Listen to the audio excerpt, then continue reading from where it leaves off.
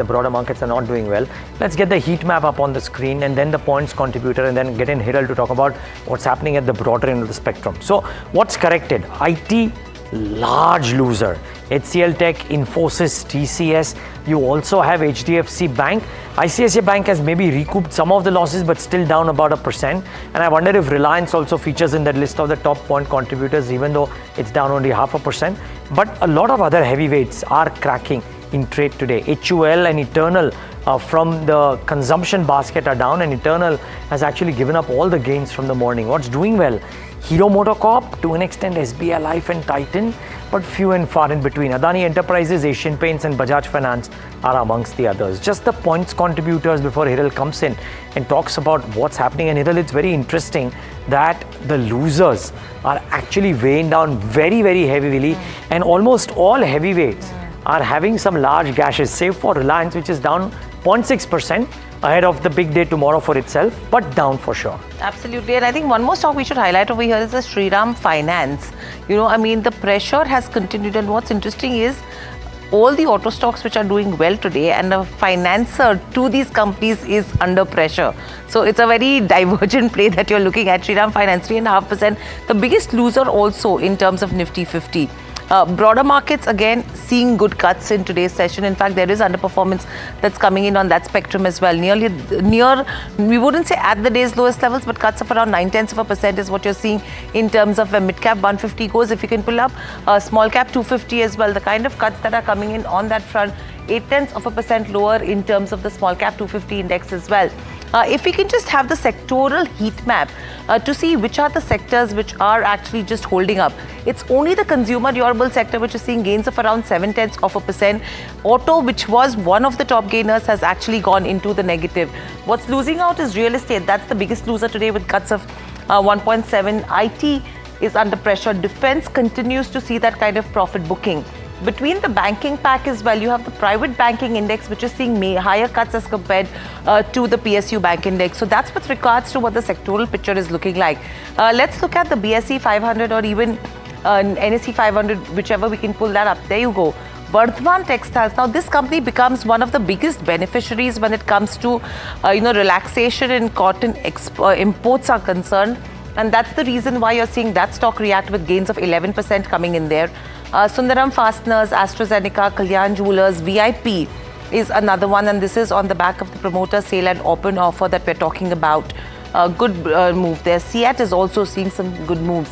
Rallis under pressure. Interglobe Aviation on the back of the promoter sale is under pressure. Adani Total, CSB Bank, E-Clerks, 361. These are few of the losers in trade. So again, Neeraj, if you see in terms of broader markets as well, no major trend that is emerging from a sector-specific move, but few movers. And what's interesting is a Vardhman Textile, a 10.5% up move when we're talking about tariffs that are coming in. And it seems that the government notification with regards to imports has come to the rescue. Yeah, well, fair points, right? And just, I think what some of these individual pockets of weakness today have shown that there is pressure on individual names because of either the tariff piece or just the kind of demand, right? As is the case in case of Interglobe. So not looking good at all out there. Now, just very quickly, a couple of things that I do want to mark, and one of them is what some of the market opinion has said. So, for example, BofA's Amish Shah spoke to us earlier. And his view was that most market participants expect the exceptional tariffs to be short-lived and some resolution expected in the next 30 to 60 days. Their earnings estimates are 7% for FY26 and 11% for FY27. If tariffs continue, the earnings estimates would get revised lower. Legislative reforms, ease of doing business could all help valuations going ahead. And in terms of sectors, they're optimistic on hospitals, telecom, power utilities and gas utilities. Underweight on globally exposed sectors, but have recently upgraded IT to a tactical buy. So this is the big market view that we had in the day.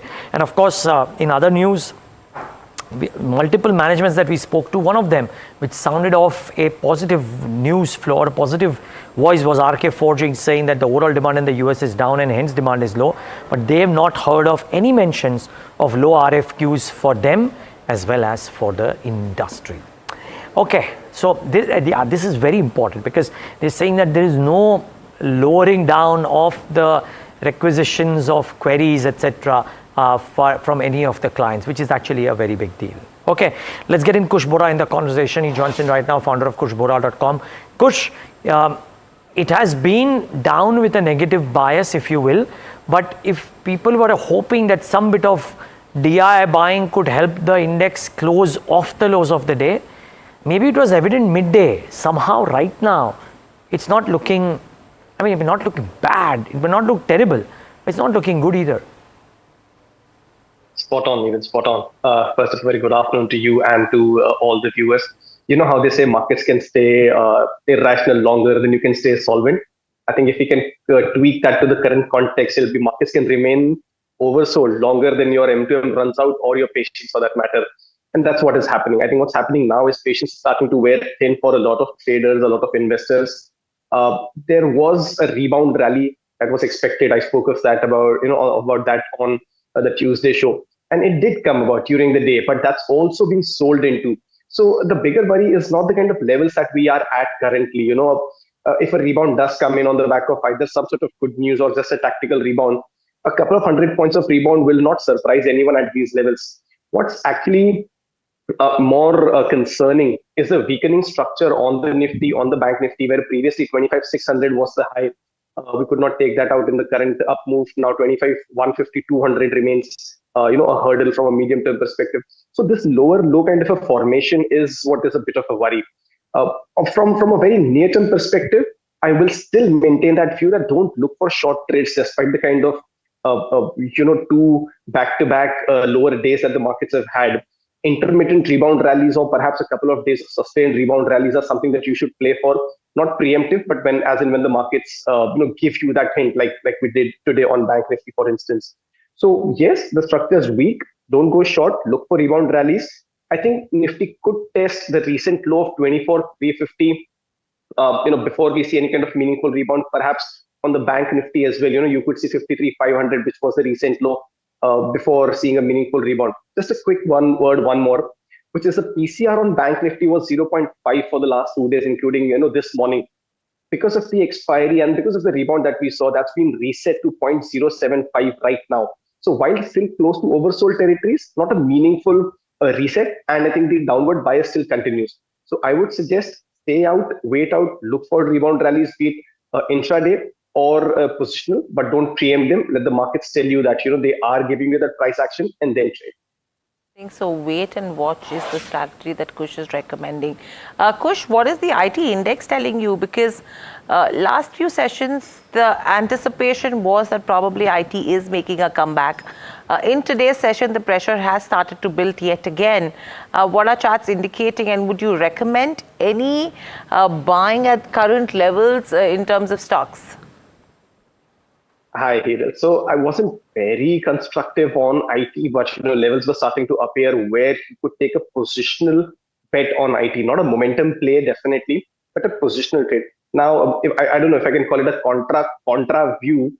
My view is that whatever you're seeing on IT today, it's not really as disturbing in terms of the revival or the recovery trend that we were seeing for the last 4 or 5 sessions. If on any other day, this might have actually seemed like a profit booking session after 4 or 5 days of good run. Even on the IT index, if you see, it's still consolidating within the 35,300 to 36,300 range. And the significance of these levels is these are 50 and 38% retracement levels. So it's still consolidating. Even if you look at, let's say, the likes of Infosys or TCS, that the cuts are not as worrying. We've had a good run, for the past 5-7 sessions on some of the names on IT. This dip that you're seeing today still does not change my view that IT is in a recovery mode, and you could consider a long trade on IT names, but the view still remains, which is it's more of a positional bet rather than a momentum play. Positional bet versus a momentum play in terms of IT. Kush, in this market, what will your top picks then be? Well, incidentally, both of them are on the long side. The reason being that we are starting to see some sort of positive divergences even on the short trades, which means perhaps there could be a rebound around the corner. So pockets where there are strength and accumulation, going for long on those. The 2 stocks on my radar. One of them is BF Utilities. It's had a good run in the last 5 sessions on the back of very good volumes. The last 3 sessions also have seen an interesting volume bump up, and the consolidation that you're seeing today with a mild negative bias is on the back of very low volumes. So there is definitely traction on EF utilities. 858 and 885 are your targets. 810 is where you place that stop loss. The second one is Protein Eager. We know the kind of fall that it had, and the recovery now seems a little more sustainable, mainly due to the volume action and the stock holding ground today as well. I think there's news flow as well. I just saw on the show previous to this one. There's news flow as well on this. So with the kind of news flow and the price and volume action, remain constructive on Protein Eager from these levels. 939 API your targets. 870 is where you keep that stop loss. Okay. Well, thanks for that, Kush. Let's get in a special market voice on the conversation. It's a big day. Abhay Agarwal, MD of Piper Serica Advisors, joins us. Abhay, it's been a really long time, but good talking to you. Looking forward to the conversation. Thank you for taking the time out. No, thank you. Always a pleasure to talk to you, Neeraj, and to be on the show. Thank you. Abhay, this morning when we were talking to one sell-side analyst, the belief was that for now, the markets aren't quite pricing in any kind of earnings cuts because of the tariffs, because in most people's views, this will get resolved in a month or two. And if it were to stay for longer, then from the meager expectation that they have, which is Bank of America securities, of 7% and 11% for FY26 and 27, there could be further cuts. I would love to understand, how are you approaching the markets currently with your investment thesis, or are you also a bit more cautious because of the tariffs and other uncertainties? Yeah, Neeraj, I think from whatever we are seeing, and we are seeing some, early pickup in channel orders for the festive seasons, riding on the back of expected GST cuts. So I don't think fundamentally domestic consumption picture has changed. And that gives me the confidence to say that, look, this correction that we are going through, and it will probably continue for a while till investors get their confidence back. But it is again a good opportunity. And it is a moot point to say when and how will the tariff issue get resolved. But let's assume that it continues to stay beyond the next month and month before that, a month after that. There are two things, Neeraj, that make me confident that actually it may be, there are silver linings in that cloud. And the silver lining is the government's focus on driving domestic manufacturing and domestic consumption. And secondly, building alliances with large countries with which we had a difficult relationship. So I think the ultimate outcome, looking beyond next 6 months, next 12 months of these tariffs, is that the Indian economy, Indian manufacturing, Indian consumption will be in a much stronger position than what it is currently now, because the government has no option but to focus on that and boost that. So, definitely there will be earnings cuts, but I think investors, long-term investors, have to look beyond just next 6 months, 12 months. And on the other side, flip side, if the tariff issue is resolved and the momentum to push domestic manufacturing and consumption continues, then I think the market can reverse pretty sharply from that point of time too. Okay. Abhay, good afternoon. Hiral on this side. We're talking about the entire game in terms of how markets and what markets are pricing in right now. If the tariffs get reversed, say, in the next month or two, what is the fundamental shift that you will expect, number one? And two, which are the sectors would you advise investors to look at, taking into consideration the corrections that have happened so far? Yeah, good afternoon, Hiral. I think what I would suggest is, and what we are doing is that we are staying with sectors which are already seeing strength, which are kind of benefiting from the tariffs. And I don't think the tariff issue, even though there may be rollbacks, is going to go away because President Trump still has 4 more years to go. So we will have these bouts of uncertainties regarding tariffs and different things for next 4 years. So markets will learn to live with that. But I think for investors like us, what is very important is to find companies that are using this as an opportunity. So I think the whole EMS basket, and again, these are not my buy recommendations, but these are stocks in our model portfolio, has held up pretty well. You look at companies like Sirma, SGS, Keynes, Amber, Dixon. I think these are the companies that will benefit from domestic manufacturing and domestic consumption. And the second side, we have pharma. Now, pharma generic exports is a space that I don't think will be impacted so much by the tariff situation because this is a non-discretionary purchase. So we are seeing already slight confidence, cautious optimism by pharma exporters, even in the middle of this tariff discussion. So I think these are the two sectors. And then anything that touches domestic consumption, will be a beneficiary of lower GST, lower income taxes, lower interest rates. So we will see that boost, whether it is autos or real estate, home building, home improvement companies. So I think these are the spaces that investors would do well to stay with rather than looking for rebound plays which may not actually work out. Okay. Abhay, can silver linings notwithstanding, could it well happen that we may be looking at a flat headline index and specific pockets of strength might continue to do well? Could that be the it has virtually been the template for the last 12 months. Can it last for a lot longer? No, I completely agree with that. I think, though it's a question, so I would answer by saying that yes. I think so. I firmly believe that is happening, that the markets are changing their texture because for a very long period of time, 60% of India's market cap has been locked in the Nifty 50 stocks. And, you have a bunch of other companies, probably 1,000 of them that represent the remaining 40%. And I think this 40% is now started to express its might, its strength in terms of growth. They're getting access to good management, capital, markets, innovative products. So I am betting that over next 2 years, you will see that 40%, which is outside of the index, grow faster than what the index does. And I think that's where it's very important for investors to be very astute about what are they betting on and not just play the index, only. Okay. So don't pay the index, which is absolutely correct. And you also mentioned, Abhay, that domestic-oriented sectors is something which probably one can look at right now. So if someone is sitting on dry powder, which sectors would you advise? Because we've been talking about, pharma is something that you already mentioned. A lot of chatter with regards to how the capex cycle plays out as well from here on.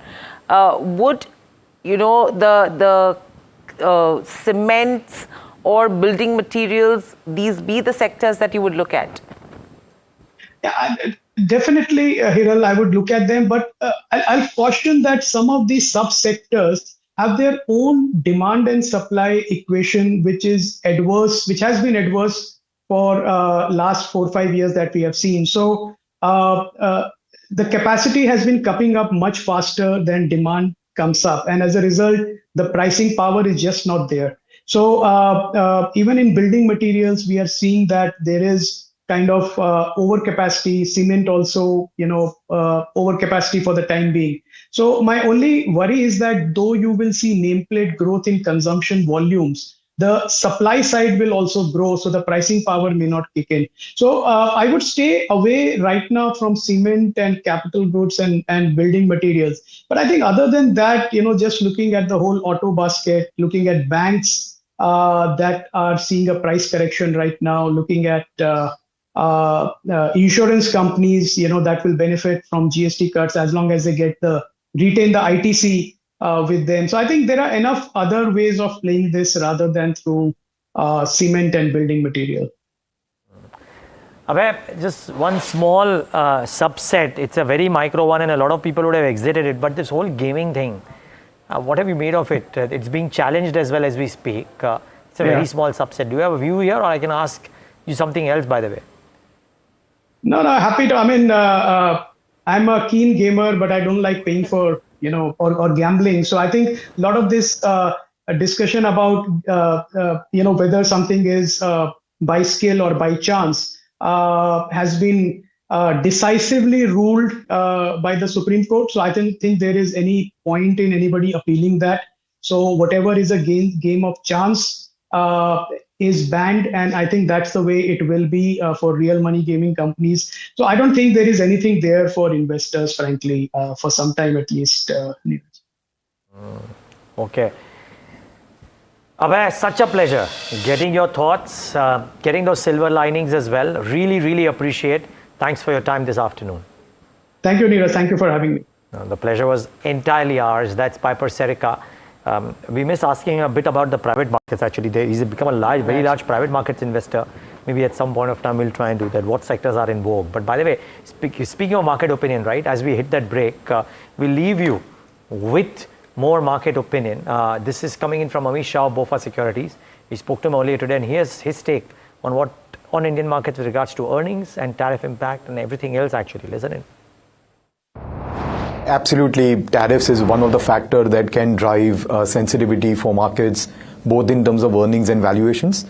So I would argue that, look, markets are currently trading at around +1 standard deviation, around 21.5 times.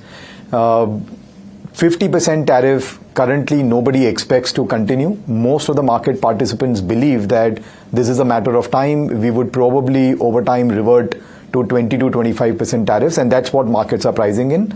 But clearly, if 50% stays for longer, then we could have the 11% downside case that we are arguing for right now. So basis the conversations with investors, I think everyone's expecting this issue to get resolved within a month or two.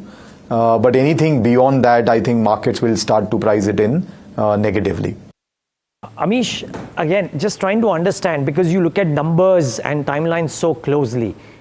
For the markets to start baking in 50%, is there a time limit? Let's say that if indeed no resolution comes in for the next 60 days maybe, or 30 days or 90 days, then you in your models as well start factoring in a 50% tariff impact both on earnings as well as multiples.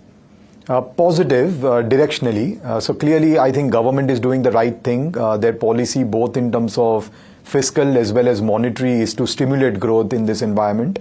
We've seen a total of $48 billion of consumption stimulus so far, which is about 120 basis points of GDP.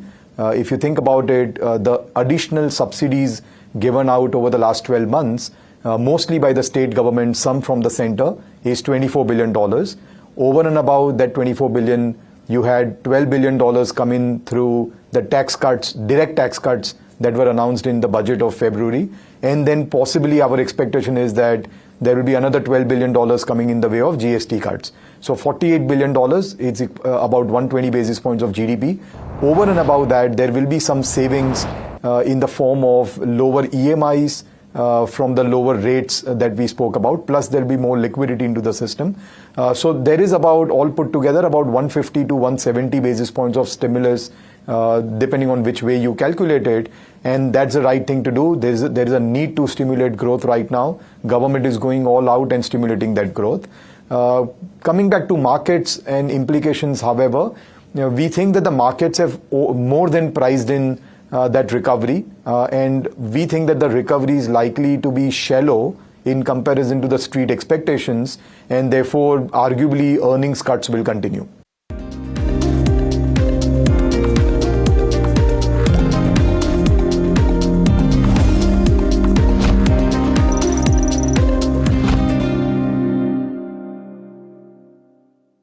My birthday gift to papa, ये उनके पापा की पहली गाड़ी एक garage में पड़ी थी दार्जिलिंग में, फिर 3 मैकेनिक, पेंटिंग, पॉलिशिंग, तब इसे फाइनली घर लाया ना, तब लगा लाइफ में ग्रो किया है।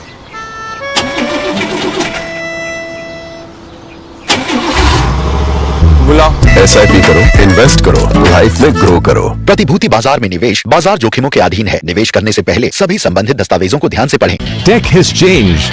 So should your tech show. Any point in your mind a thought of something, as you mentioned, cooking or all of these other things? As a child, I enjoyed playing tennis, so I always thought that okay, I'd love to be a tennis player and play at Wimbledon, but I didn't even reach state levels.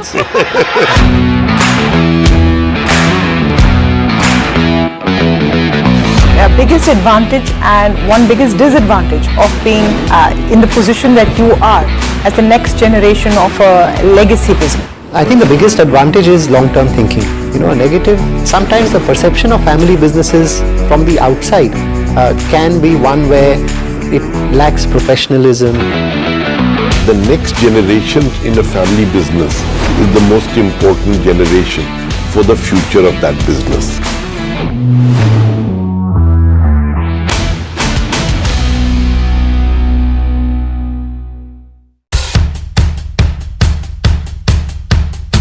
The markets move fast. And so should your portfolio.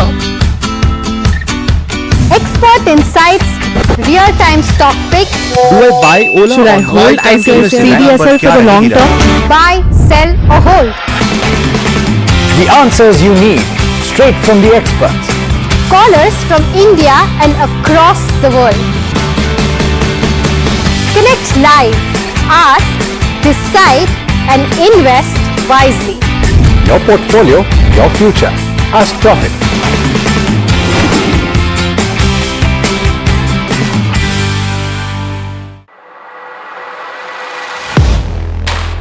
Do you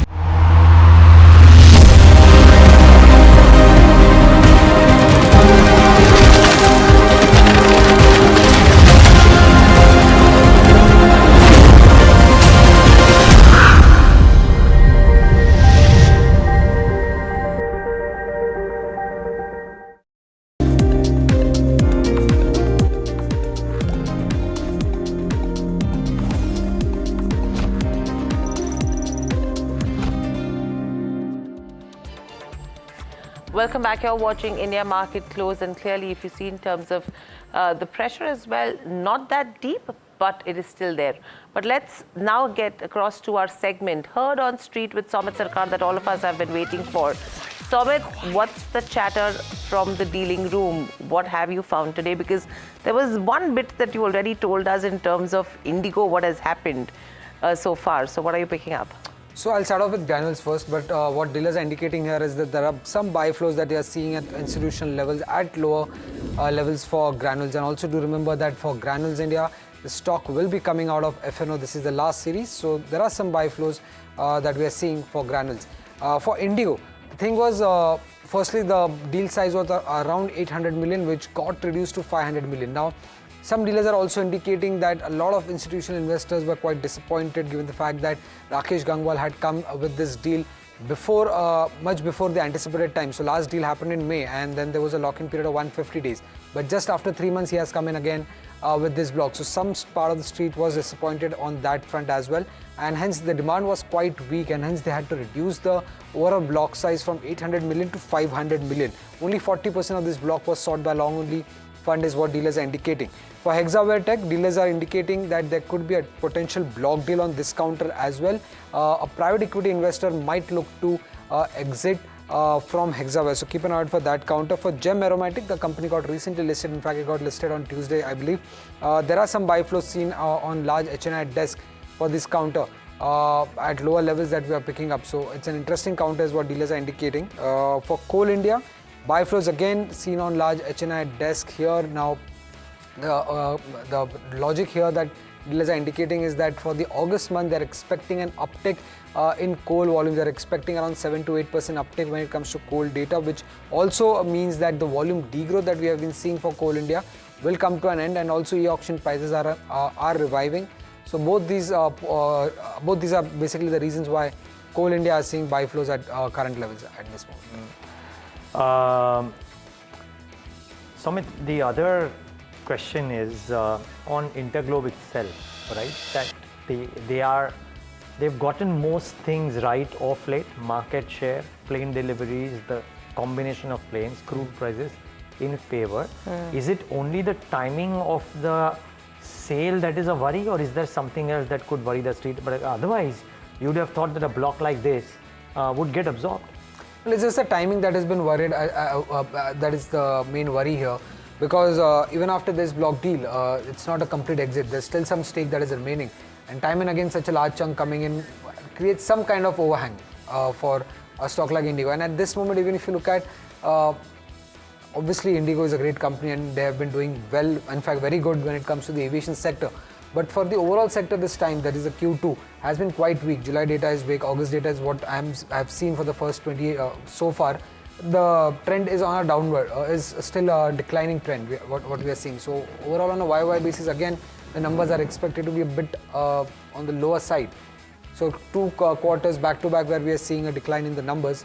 Obviously, second half is much better second half is the much better part for any airline company. But again, for first half, the numbers are expected to be weak. So that is also one of the concerns at this moment for a company like Indigo. Okay, so that's with regards to where Indigo goes. Probably it's a lot of things that are coming together, which is putting pressure as well on this counter. In fact, let's take a quick check with Kush in terms of what are the charts are indicating for Indigo. Kush, what would you advise investors to do with Indigo? And in turn, another listed player, which is SpiceJet, where you're seeing some bit of buying interest as well. SpiceJet is one of those avoid category stocks for me and remains so. So I wouldn't really be interested in buying. And if anyone did have them from a levels perspective, 34 is a very near-term support zone on the upside. I think 38.50 is where there is some supply zone. So that's just on the levels. Indigo, on the other hand, interesting setup. The medium-term trend for this one is bullish. From a very near-term perspective, there were some negative divergences, and along with markets and with the news that just came out, the drop is a little sharper than expected. But if you just put it in context, from Feb of this year, the stock's not spent a lot of time below the 50-day moving average. This is the first time after about 20th June that the stock slipped below the 50-day moving average.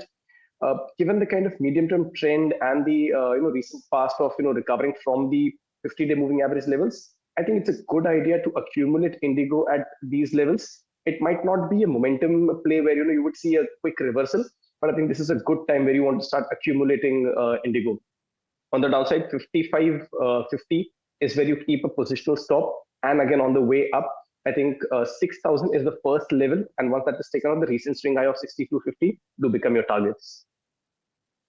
That's with regards to where the aviation counters go. I mean, SpiceJet is an absolute not on Kush's list as well.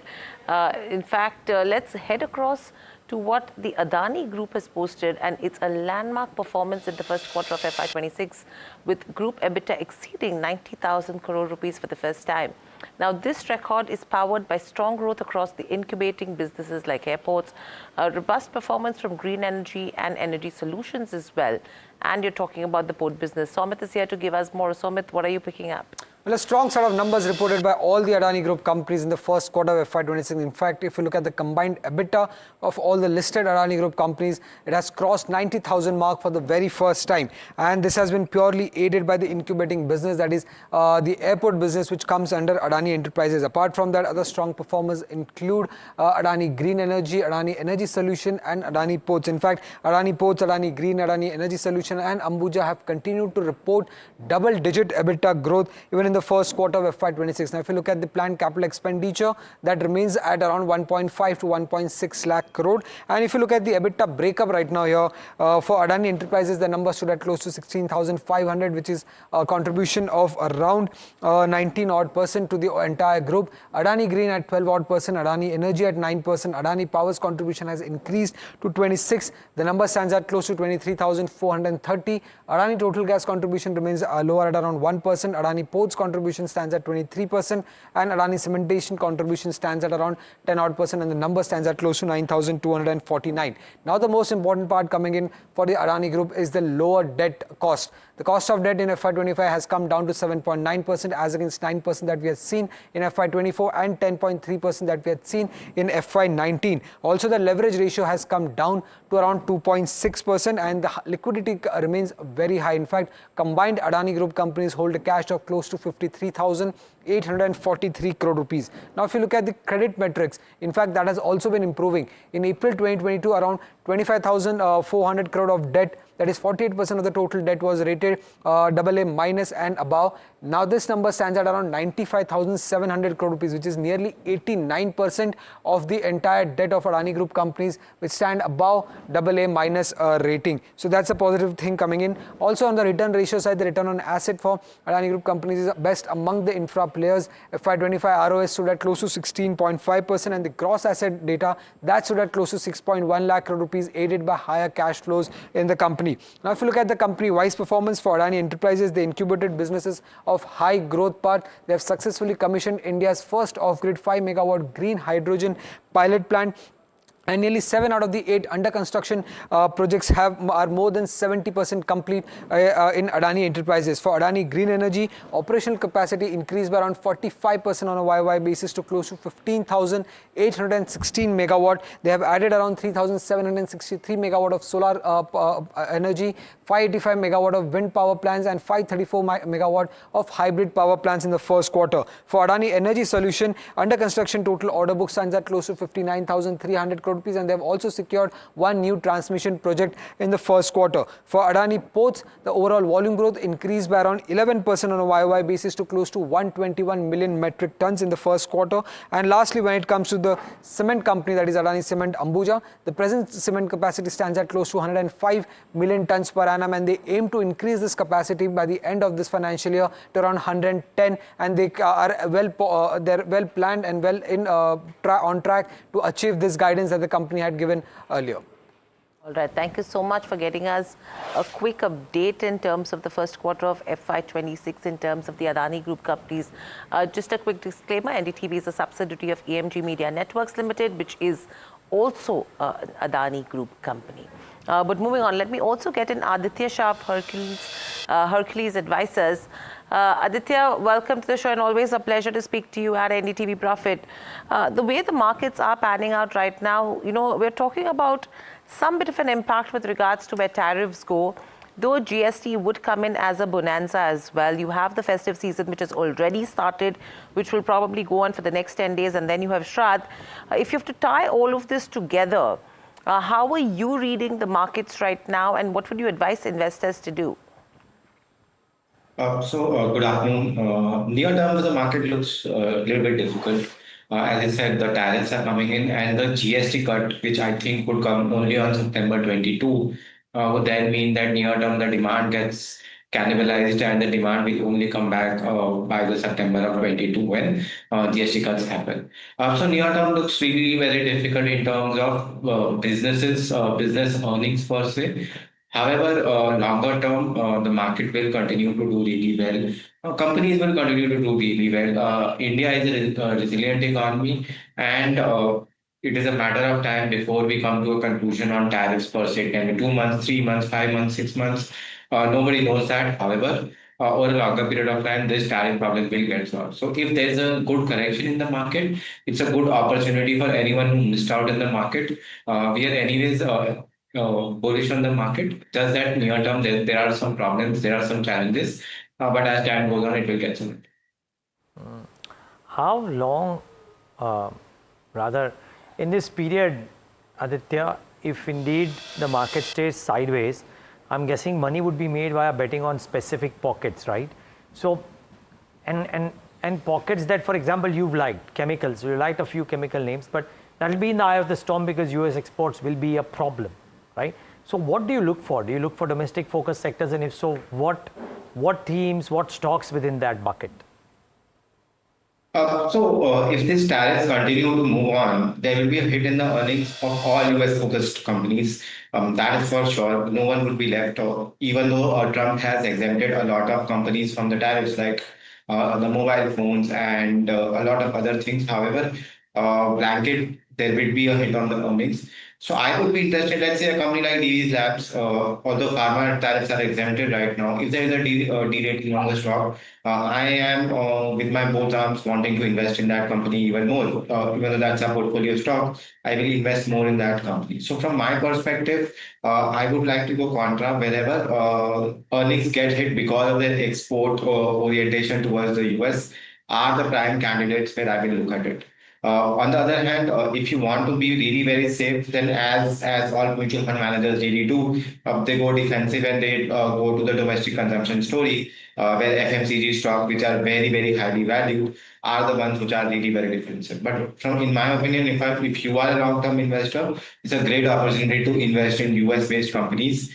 We don't know how long the tariffs will run. However, if there is a derating on very high class companies, it's a great opportunity.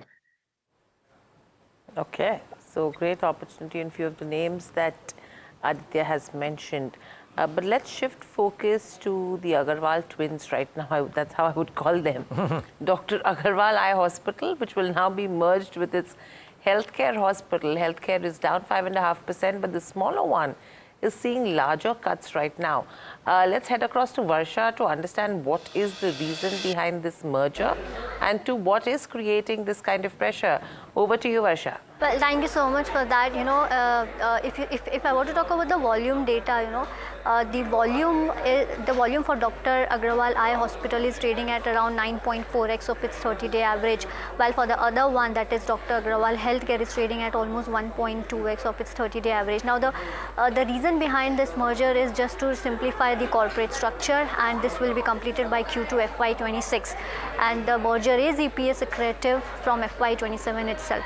If you see the share swap ratio, which implies 15% premium to Dr. Agarwal's Eye Hospital of its average price, and the EV EBITDA, the acquisition is at EV EBITDA of almost 22x, which is at a 14% discount to the hospital average EV EBITDA trading at around 25x. The simplified structure could be a re-rating for the Dr. Agarwal Healthcare. That is what Morgan Stanley has been saying, and this is one of the reasons why they've gone overweight for the stock. Onto the outlook for the company, which was discussed in Q1 FY26 by Dr. Agarwal Healthcare. They are expecting to add 55 new centers, and also they're expecting 20% of revenue growth for FY26, and also 35% of PAT growth when it comes to FY26. So overall, if you see the outlook for Dr. Agarwal Healthcare is pretty much good when it comes to a bottom line, which is at 35% growth. So much, Varsha, for that. Aditya, a quick one in terms of both of these, if you're tracking the space and these two companies, if you could help us understand what is creating this kind of pressure, because they're clearly saying that this is going to be a strategic step unlocking the full potential of the combined business as well. And what would you advise investors to do with both these names? I don't track both of these companies, so will not be able to comment on you. Okay, no problem. So that's with regards to the Agarwal twins, as I'm calling them. But moving on, let's quickly also look at few of the other names which are seeing some good moves in today's day of trade in terms of sectors. Consumption as a pack is the only one which is resilient. That's the durable side of it. And this morning, I think one of the analysts indicated that the charts are looking absolutely strong for a blue star. In fact, let me head across to Kush to get a view on the same. Kush, the durable space is looking pretty okay. Blue Star is where the charts were looking strong, as one of the analysts pointed out. How would you look at this one and any of the other names in the space? So I can wait and watch. While yes, there is some traction today, and if you look at it from a technical standpoint, the stock actually has been correcting for the last 5 odd sessions. 200-day moving average support kicking in. There's a gap around the 1800, 1810 mark that could get filled in the coming sessions after the gap up that we had post the Independence Day announcement. So while they are showing relative strength from from a momentum perspective, from a volume perspective, there isn't such a big traction to suggest that the near-term swing highs that Blue Star made, for example, around the 1983 mark, could perhaps be tested anytime soon. Even if you consider something like a Voltas, recently the stock moved to 1400 plus levels, again correcting from there on. the volumes aren't really great, and the giveaway from the recent highs, the rejection from the recent highs is a little concerning. So yes, if you have, you could continue to hold, but I would actually wait for initiating any kind of fresh positions in some of these names. Okay, so that's with regards to where Blue Star goes. But the other stock, Neeraj, that we need to discuss right now is Ola. I mean, now, last week. Exactly. I mean, I think, Ola financials to what the company does, to what the outlook is. I think Puneet has just by-hearted all of it. I think you wake him up and he can talk about it, I think. And that's how Ola has been performing. I mean, there were days where we did see profit booking that did come in. But again, that pickup that you're seeing right now, in spite of Ather, which has overtaken Ola in terms of the Vahan data numbers, and that's where it saw profit booking. Currently as well, even if you talk about GST, Ola is not the one which fits in because EVs already are at a lower GST structure, right? So there is no benefit of GST that should be trickling down to Ola versus the other two-wheeler players. So what is it that is actually keeping this stock afloat? I think we should head across to Puneet to tell us, Puneet, what is new? Well, there are two key things now. The first one's, of course, the market share for Ola Electric, and we are essentially putting in a slight question as well for its investors here. And the second one on profitability aspects. So let's first look at the market share. And in the month of August, it's been a curveball to say the least, because we've seen someone like Bajaj Auto go from almost 20% market share in April down to just 11%. This could be, they've said that they've got the enough supplies for rare earth minerals, but this clearly shows an impact, at least in the production numbers for the month of August. And hence we've seen some players like Ola Electric as well as something like Ather Energy actually jump to number 2 position in terms of market share, both really neck and neck right now at 17%. There's literally just a 300 unit kind of change in terms of market share. So it just seems to be that currently Ather is number 2 with Ola Electric at number 3. But that seems to be the picture, because someone like Hero MotoCorp, if you can see, is jumped in market share from 7% all the way up to 13%. So essentially it seems to be a fight for the top third, essentially the third position, because with supplies coming back of rare earth minerals, Bajaj should get back to the number 2 position with its current portfolio of Chetak EVs.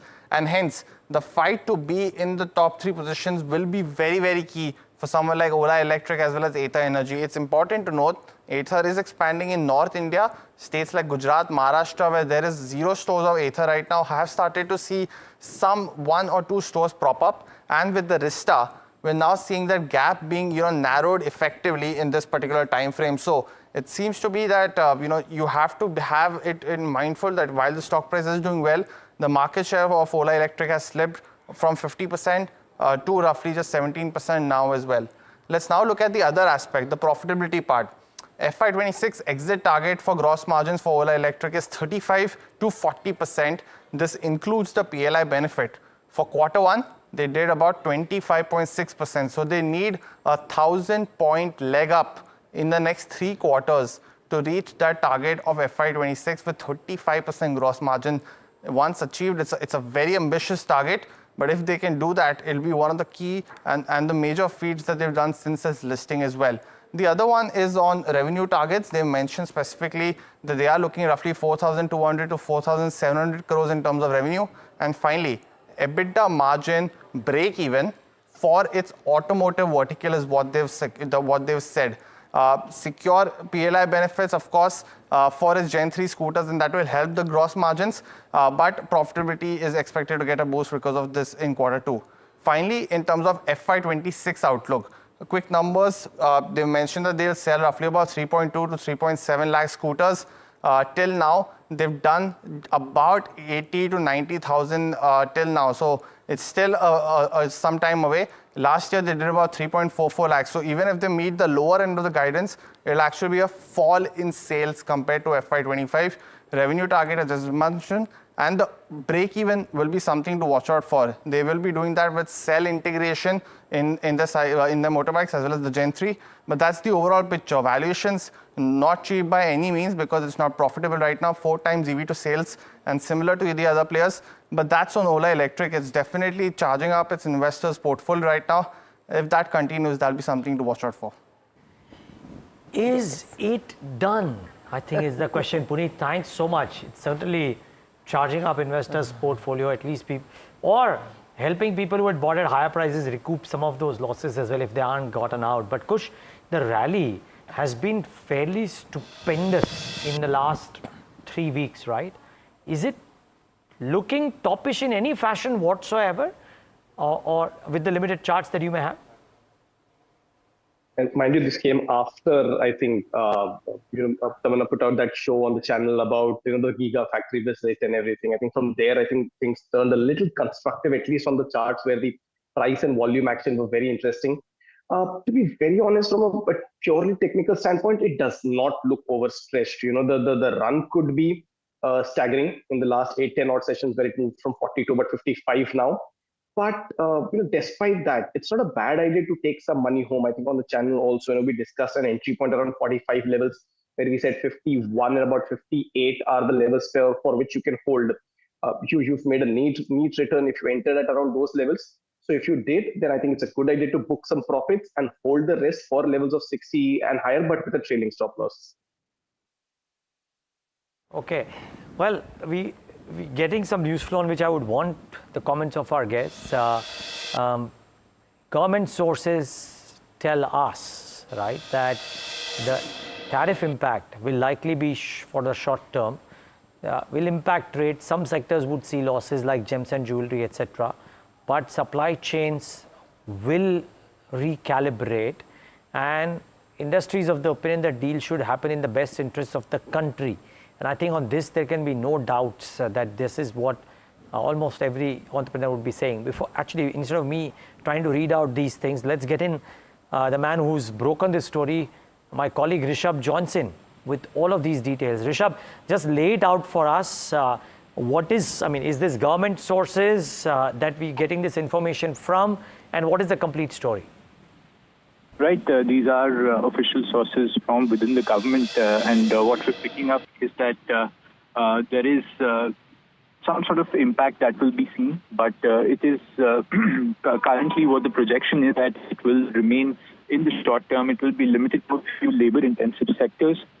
What we're also seeing is the fact that the government is looking at about 5 to 6 months for certain supply chains to recalibrate and be sort of resilient to these external shocks that are coming in. What we're also picking up is the fact that a new date for negotiations is not finalized yet, but channels remain open. We could hear on a rescheduling of the 6th round of in-person negotiations for the bilateral trade agreement very soon. What we're also seeing is that the government's agenda is currently to focus on the liquidity crunch and how to remedy that. There is a certain liquidity crunch that the industry is expecting due to this, and these will be addressed via the export promotion mission that was pitched in the budget this year. Still hasn't been implemented, and that is something that the government is working on. There is a restoration of old schemes like RODTEP, which is being mulled over. What we're seeing is that there could be certain interest subvention schemes, loan moratoriums that could be given to exporters to tide over this period. Expected to at least last for a few months unless a resolution is reached on tariffs. What we're also seeing is that the work is on to expedite the rollout of this export promotion mission. So that's what we're picking up from official sources. Rishabh, for that, and this is very interesting, Neeraj, because when you talk about growing e-commerce exports as well, it's mainly Flipkart and Amazon who are in fact lobbying for it as well, in terms of all of them procuring directly from the suppliers and warehousing them. Currently they follow a commission-based model. So if that happens, yes, it will be a boost in terms of exports, but it should not be misused. That's what the government has indicated, right? So that's the reason why there is some bit of timeline on that front, and there is no resolution or no confirmation that has come in on that one. And with regards to where the rollout of export promotion schemes go as well, the initial outlay, if I'm not mistaken, was somewhere in 3 digits or 4 digits, and now it's actually moved to 22 to 25,000 odd crores is what the government has said, and that number is lying with the expenditure side of the government. Once that is approved, then it is going to go to the cabinet, and that was one of the stories that Rishabh got to us as well a couple of days ago. So a combination of both of these probably will come in as an incentive, and the kind of GDP impact that everyone has penciled in, currently for that 25% cut is what we will see. The additional 25%, what my read is, basis all of this, somewhere will get negated. And I think that's the reason why you have your economists as well, who are really not everyone is looking at a 50% impact right now. Yeah, most certainly. And Aditya, come in here. What are your thoughts on the same? I mean, tide over or difficult to call that right now? No, as I said, there will be an impact on the earnings of the companies. So that's the worst case scenario. Basis that you have to assume the markets over the period of next 2 to 3 years. If you plan for the worst, then you are protected. If you don't plan for the worst, then you have a problem that when the earnings fall, the valuation will again contract. So from my perspective, as in a airplane seat, you have to book yourself in, bet on good companies, and hope that over the period of next 3 to 6 months, there is some sort of a deal that comes in. Otherwise, we could be in for a long range of sideways movement or a time correction, as they say, but not too much worried about it. Over a longer period of time, we will get a deal. Okay, so overall, yes, you'll have to be prepared for the worst, and that's what Aditya is saying. But before we just thank Kush, very quickly before we let you go, any call that you're picking up at this hour? No, not really. I'll continue with the protein eager long call that we discussed some time ago, and perhaps a short covering on Bank Nifty and Nifty, but not at the moment. All right. Thank you so much, Kush, for joining us on the show and giving us your views. So protein eager, that's the call that Kush is sticking to as well. But let's quickly slip into a short break. On the other side, we'll get you the top buy, sell today, top buy today, sell tomorrow picks as well, and the bull versus bear segment. Please stay tuned.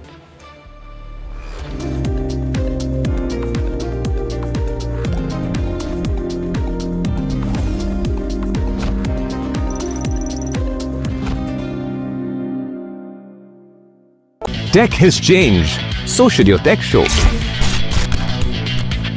Any point in your mind a thought of something, as you mentioned, cooking or all of these other things? As a child, I enjoyed playing tennis. So I always thought that, okay, I'd love to be a tennis player and play at Wimbledon, but I didn't even reach state levels.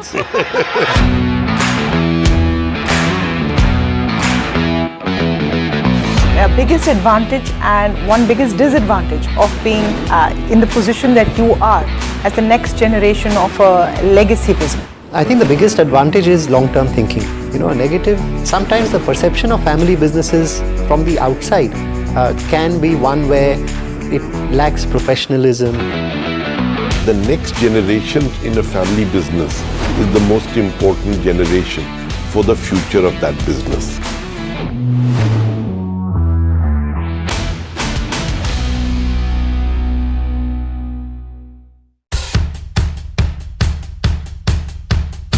The markets move fast. And so should your portfolio. Expert insights, real-time stock picks. Do I buy Ola? Should I hold CDSL for the long term? Buy, sell or hold. The answers you need, straight from the experts. Callers from India and across the world. Connect live, ask, decide and invest wisely. Your portfolio, your future. Ask Profit.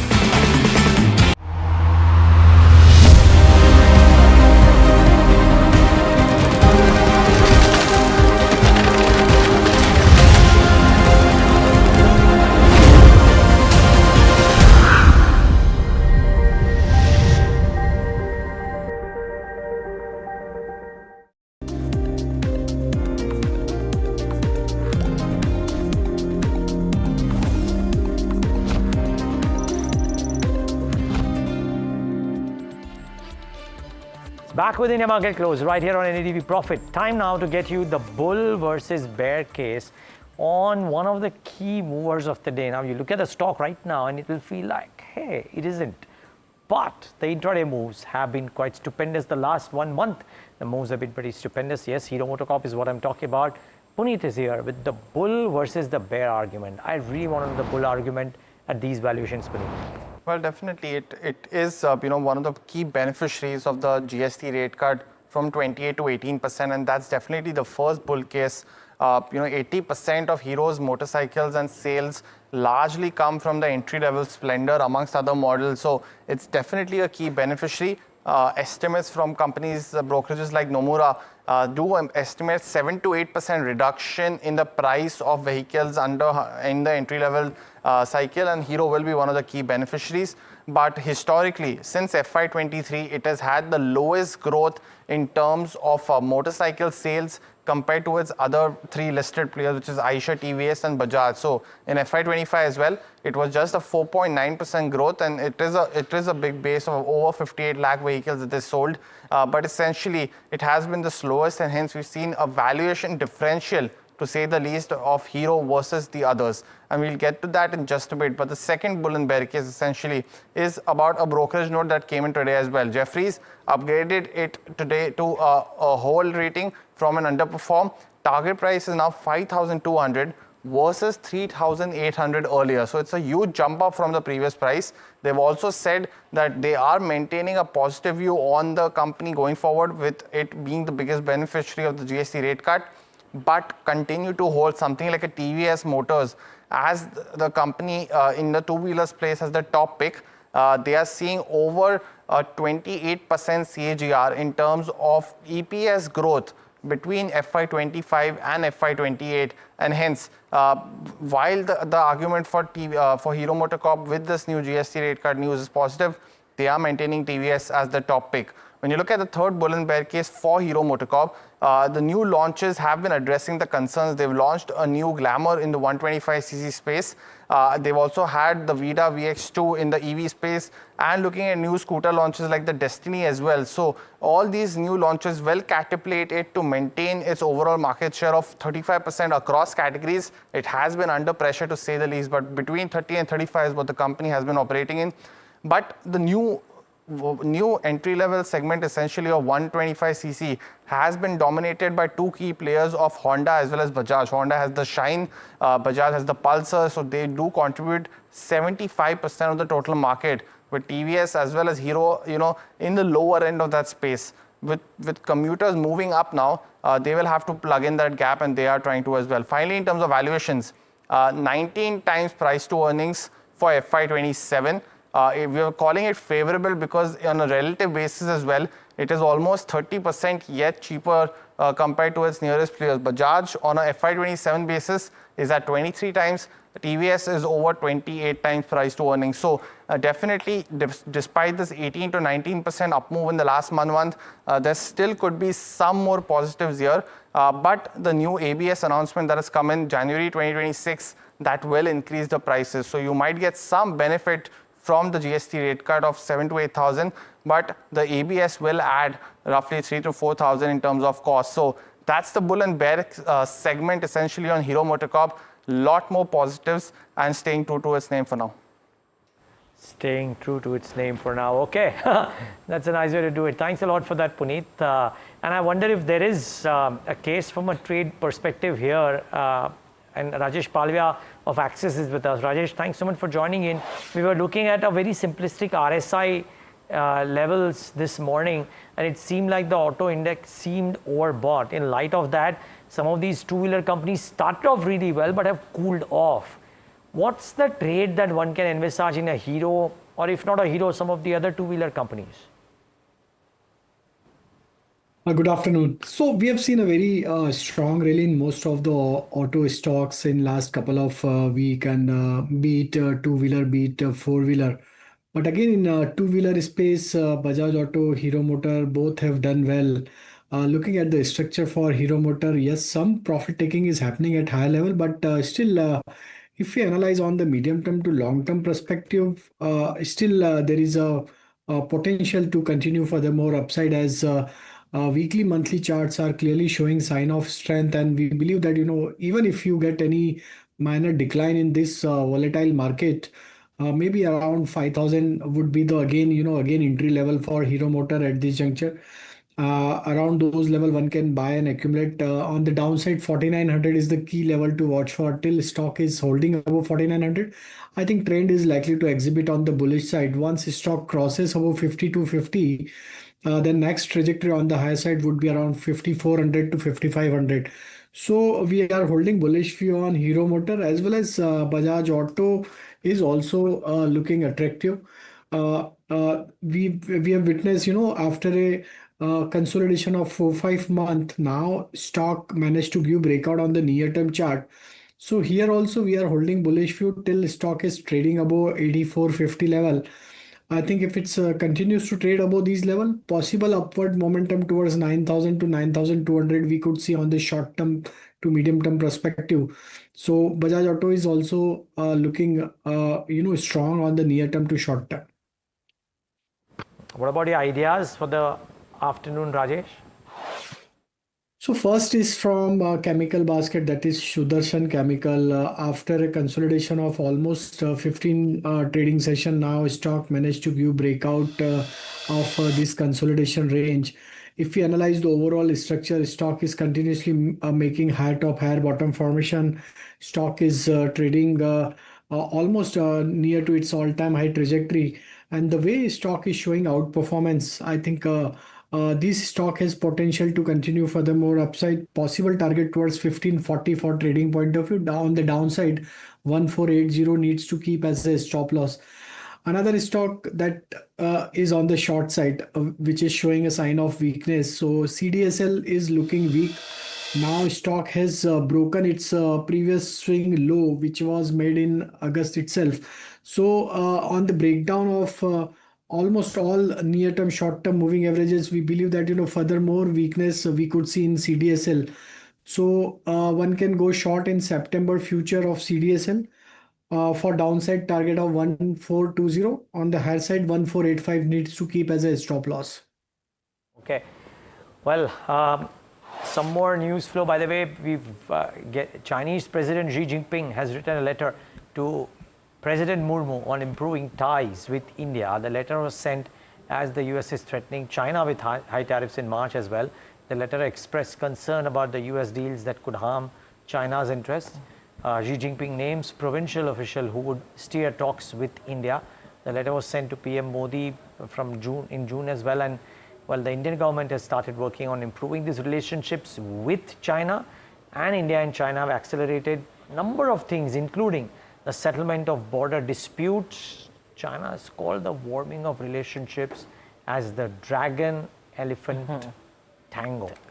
National Security Advisor Ajit Doval was driving talks from the Indian side, needless to say, and China has assured India of supplies of fertilizers and rare earths during the meeting with Foreign Minister S. Jaishankar too. So lots happening around, but this is the important thing.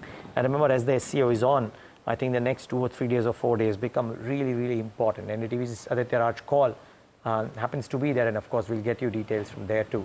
But as tariffs hit and as GST rates hopefully take shape soon, or new GST rates take shape soon, important to try and understand a very quick economic perspective of the same too. Aditi Nair, Chief Economist and Head of Research and Outreach at ICRA, with us on the show. Aditi, good having you. Thanks for joining in. How do you juxtapose the two, Aditi? New GST rates, but coming with a bit of a lag maybe, and tariffs in play now. How does it impact economic growth in the interim period until clarity emerges, and then maybe even post that? Thank you. So to start with, tomorrow we'll get the GDP data for Q1, and we are forecasting growth to come in at 6.7% for the GDP and a little lower than that for the GVA. This is possibly going to be one of the best quarterly prints for FY26. We had a quarter where both CapEx was front-loaded by the Government of India and by the state governments. Revenue expenditure growth was also very high in this period for the center and the states, and especially compared to the previous quarter. And also we found that exports growth, if you look at the non-oil segment, growth was actually fairly decent at about 6%, and there was upfronting to some geographies before the tariff impact really kicked in. So broadly now 6.7% is where we're kicking off Q1, that's our estimate. And after that, we have these two different drivers which are coming in. One is the tariffs, as you mentioned, and the second is the potential rationalization of GST. So on the tariff side, of course, we expect the impact to be negative both for exports and for sentiment and for private capex. So we are envisioning a delay in private capex because of the uncertainty related to the tariffs that we've seen underway since the last several months. On the GST side, it's more of a mixed bag.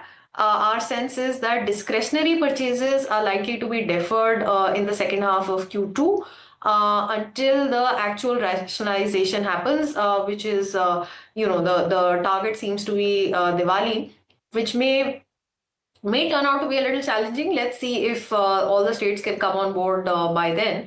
But at least in the second half of Q2, we would expect discretionary purchases to get a little delayed. However, after the GST rationalization happens, we'll see the positive impact coming in. So a little bit of a volatile trend as far as the growth numbers are concerned from the GST side. Right. Aditi, good afternoon. Hiral on this side. Happy to speak to you after a really long time. You've given out what you're looking at in terms of the first quarter for your estimates. If you have to look at FY26 as a whole and incorporate all the events that are happening from the US tariff aspect, you have GST, which could probably coming in as a benefit as well. Would you look at rejigging your estimates for the entire year as a whole? Or even if you've not worked out the numbers yet, what is the potential, whether it be an upside or a downside? So Hiral, really nice to talk to you after a long time. We started this year thinking that FY26 GDP growth would be around 6.5%. And in two tranches after that, we brought it down to 6%. So that's where we are right now. 6%, obviously, upside will be if the penalty gets knocked off or if the tariffs themselves are brought down after negotiations and a very quick GST rationalization. Downsides will be if the tariffs stay and the penalty stays and, the GST sort of rationalization takes longer than expected, but demand gets stalled in the meantime. Okay. And apart from that, if you have to look at the RBI side of it as well, if I'm not mistaken, the next meeting will be in the last week of September, which is pretty much close to the GST rollout that is expected to happen by the 22nd of September. And that is a story that one of our reporters got for us as well, that the sources are indicating that 22nd September, that's the first day of Navratri, is when the potential GST rollouts will happen. Now, if that is the situation and you're looking at RBI policy in the last week of September, do you think there could be a potential of a rate cut also that could come in? Because the RBI governor at a FICCI meeting did mention that they will be on board to do as much as they can when it comes from the export side of the business as well. How do you expect them to, probably take a shift? My sense is we're not going to get a rate cut. We may get some sector-specific support coming in from both the fiscal policy side and the monetary policy side. Okay. And in what form do you expect that to be? See, some sort of, on the fiscal side, some sort of package for exporters. So if I again go back to kind of a August 1 scenario, the baseline that we would have had was 50,000 crore of leeway with the government of India to either absorb lower taxes on the direct or the indirect tax side or increase either capex or give some sort of support to exporters. So now how this, sort of buffer gets used is something that we need to wait and see. Definitely some kind of package for exporters could be, considered if there is really no headway in negotiations in the next month or so. Aditi, we'll leave it at that. Thank you so much for taking the time out and giving us this quick perspective. Really appreciate your time. Thank you. All right. Well, we know there's near-term pain for sectors, I think, and near-term pain on growth. What should the strategy be for sectors which are completely insulated from all of this? Now, Aditya, one assumes that NBFCs, even if certain banks have exposure to textiles, gems and jewelry, and might suffer, NBFCs by and large, because of the rate trajectory, the GST gash, and therefore the subsequent presumed uptick in consumption could all benefit. Are NBFCs a sweet spot to be in currently? You're on mute, I think, Aditya.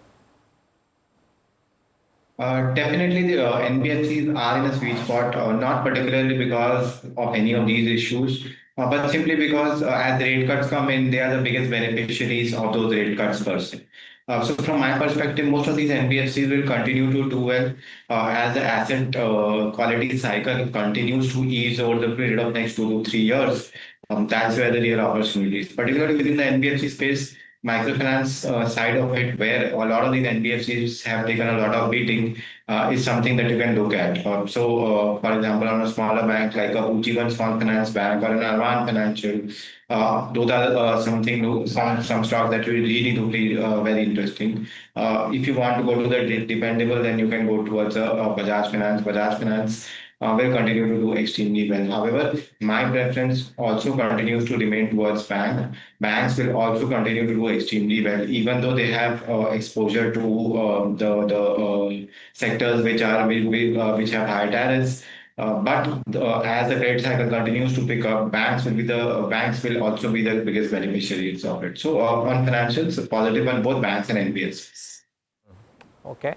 Well, I wanted to ask about Interglobe, but well, since Vansh is talking about Shriram Finance, and we are talking of NBFCs right now, let me get in Vansh in because that stock has plunged in trade today. Vansh, key concern? Yeah, so the stock is already down 20% in July and August, and now even the stock is trading even below the lowest target price in terms of the analyst coverage. Now the lowest analyst coverage in terms of Ambit Capital, which has target price of the stock at 578 rupees, they have valued the stock at 1.6x price to book in terms of the 12-month forward estimates. Now let's understand the concerns behind this. Now the concerns have been around the asset quality in terms of the commercial vehicle space for this particular counter, and there has been the guidance that has been deferred on the liquidity improvement as well. Also, there has been a weak operational performance in Q1 FY26 for this counter as well. Now, if I talk about some of the potential catalysts that can in turn be in terms of positive for this counter, firstly is the unchanged credit cost guidance by the company, and there has been a stable matrix in terms of the operational performance. Also, there has been a bullish commentary implying that the rural uptake will drive the future growth for this particular counter, and it is the repo rate cut that will aid the cost of funds for this particular stock as well. And lastly, the lower GST rates will further aid demand across the board. Now, these are some of the developments that are to be kept in focus while for Shriram Finance. Okay. Thanks for that, Vansh. Now, the other thing in focus is Interglobe Aviation. And Aditya, what are your thoughts here? I mean, I remember the last sale that happened, only domestics. No global investors chipped in. I remember that. This sale, they had to downsize a little bit because of the demand missing. And that may be temporary because of the current issues. What's the view on Interglobe Aviation? So Neeraj, it is a fantastic company. It's a case study for how aviation business can be run profitably. Next growth of Indigo's journey will come from the long haul routes that they will operate. They have a 787 Dreamliner coming in through a wet lease. That is the next leg of growth for the company. I think the long haul operations Indigo will do well there again, and that's the growth driver. But from a valuation perspective, if you look at the valuation, 2.22 lakh crores for a company which is only 60 to 70% market share does translate into about 3.5 to 4 lakh crores of market for the entire aviation sector. I think that is a tad bit expensive. So from my perspective, the demand is lower because of the valuation. If the valuations were to correct, I think people will start to come into Interglobe Aviation. It's a great business with a very, very fantastic growth opportunity ahead. So from my perspective, a good company, valuations need to ease off. One could start to look at this stock at about 4,500 or 5,000. Not entirely impossible for that to come in. If there are one or two problems within the space, that level could easily come in. Okay, so that's with regards to where Interglobe Aviation goes. Let me in fact go to Rajesh as well. Rajesh, the cuts have deepened further. We are at the day's lows. IT is the top sectoral loser right now. 24,500 also is what Nifty 50 has kind of broken or hovering around those levels. In terms of a closing trade, anything that comes to your radar where you do see an opportunity? Let's be optimistic right now. So for index, trend is likely to exhibit on the bearish side only because we have broken the 100-day moving average support area also, and the major support on the charts was at 24,500, and we are almost hovering around those levels. There is no as such recovery sign in terms of Bank Nifty also, and Bank Nifty is also now trading below to 54,000 level. So I think looking at both the indices, still indices are likely to be in the on the slightly on the weaker side only, and we may see further more bearishness as till the if we analyze on the rollover data also, it's seems to be on the short built up is there. So I think maybe we could see further more pressure in the indices. On the stock front, for BTST point of view, Metropolis is looking bullish as stock is showing a sign of recovery, and even if we analyze on the daily, weekly time frame, stock is showing sustained buying action almost since last 5-6 week. Stock is showing a sign of strength. Looking at the overall structure, we believe that Metropolis can extend its gain. 22.25 to 22.30 would be the target on the BTST point of view. One can buy with stop loss of 2155. Okay. I'm tempted to ask you for any of the key consumption names which have struggled in the day today, Rajesh. Eternal off from the highs of the day, HUL sulking, and these are the presumed beneficiaries of GST cuts, right?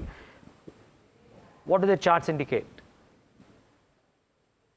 So these stocks were showing sign of strength, and but as Nifty has again slipping, and now we have not seen any kind of recovery. So broader market is witnessing some profit taking, though stock were in uptrend.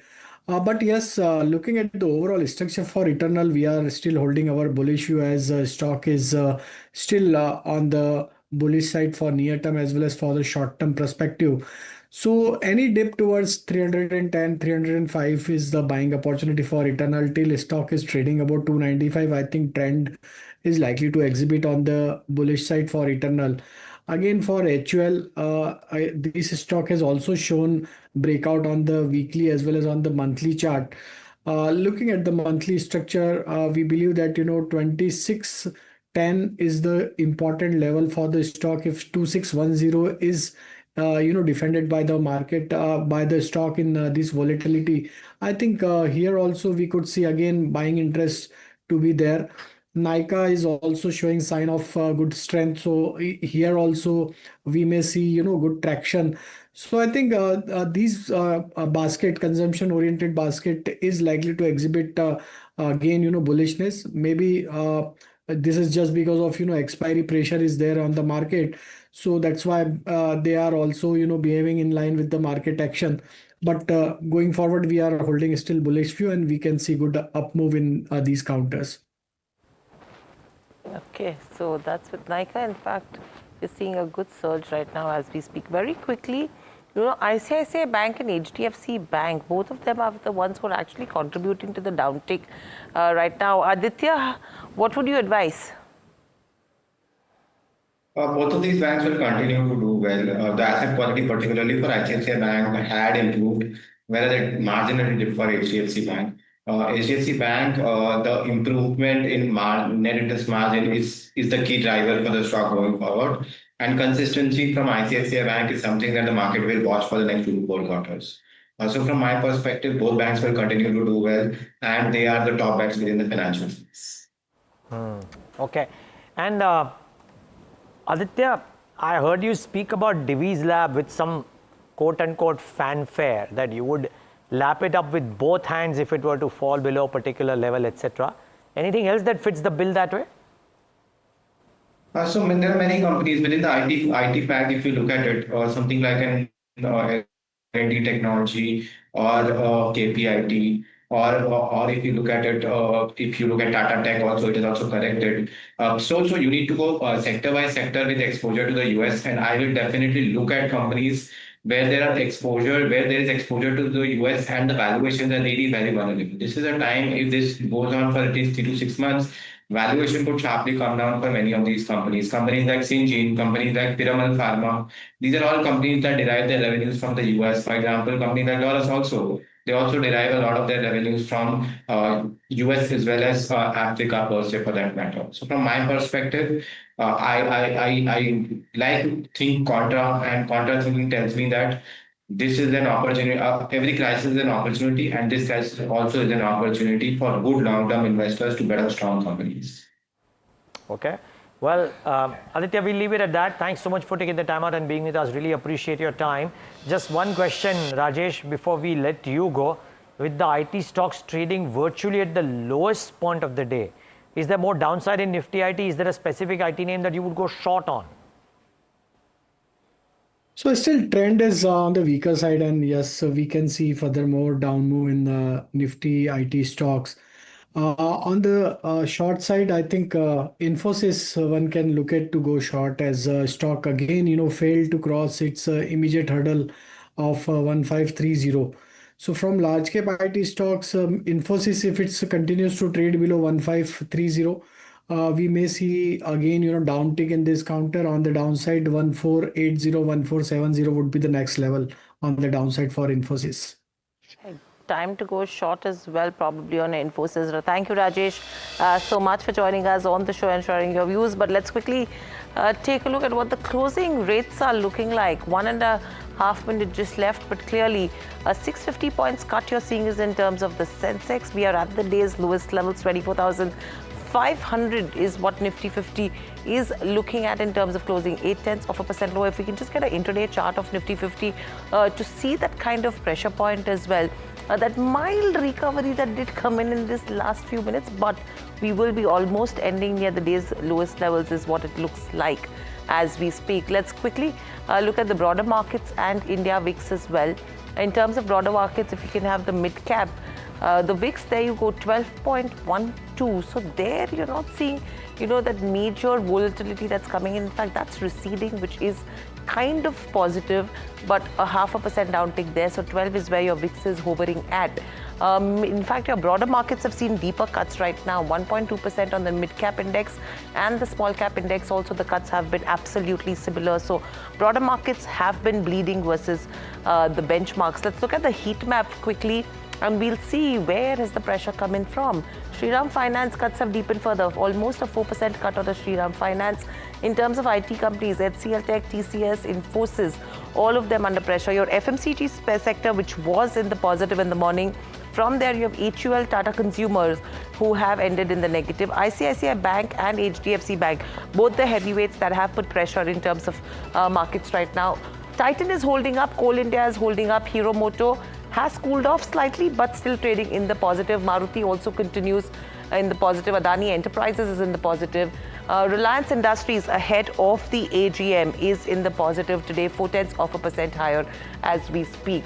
Let's quickly look at individual sectors as well, or if we can have the sectoral heat map to see the end. There you go, 0.5% in terms of the consumer durable space, and that's where we did see some of the stocks which have been resilient, but defense has seen profit booking yet again today. The top losing sector, 1.6% downtick there. IT, 1.5%. Nifty real estate, a mild recovery there, but ending in the negative. Apart from that, FMCG, healthcare, Bank Nifty, and again in terms of banking as well, it was the private banking space which has seen deeper cuts as compared to the PSU banking space as well. Let's look at the broader market components as well in terms of NSE 500 or BSE 500. There you go. Vardhman Textile, a key beneficiary today, AstraZeneca, Sundaram Fasteners, Kaplan Point, Star Health, Honeywell Auto, a few of the gainers. On the losing end, your names like Adani, Total, Rallis, AB Fashion, CSB Bank, Interglobe. Again, Interglobe is on the back of the block that ended lower with cuts of 5%, and eClerx, which has been under pressure. So these have been the movers and shakers in trade on an overall basis. But very quickly, just let's quickly look at all the cues that we should be watching out for tomorrow from a global front. as well. You have the IIP data that will be out tomorrow. Along with that, you have the US GDP growth that will be reported as well, and the initial jobless claims that will be coming in. So these are a few of the things you should be watching out for. On corporate action, you have Engineers India, Cantabile, Morpin, NBCC that will be giving out dividends. And you have Nitin Spinners and RB Infra. These will be trading in terms of the dividend. And you have a steel cast that will be seeing a stock split as well that you should be watching out for. So these are the cues, but clearly, Nifty managed to stay slightly above that 24,500 mark is what it seems like. 700 points is the kind of fall you've seen on the Sensex, closes marginally above that 80,000 level. And clearly, the pressure did come in the second half of the trading session. That's all that we have on this session of India Market Close. Lots more lined up on the other side. Please stay tuned to NDTV Profit, and a thank you from the team that put this show together.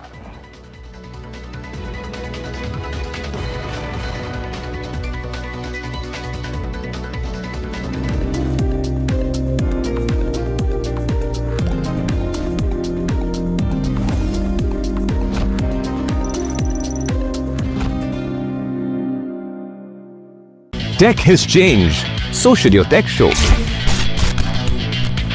Any point in your mind a thought of something, as you mentioned, cooking or all of these other things? No, as a child, I enjoyed playing tennis. So I always thought that, okay, I'd love to be a tennis player and play at Wimbledon, but I didn't even reach state levels.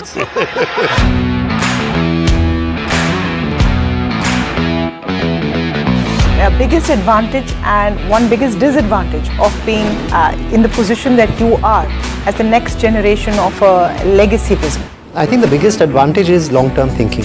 A negative, sometimes the perception of family businesses from the outside can be one where it lacks professionalism. The next generation in a family business is the most important generation for the future of that business.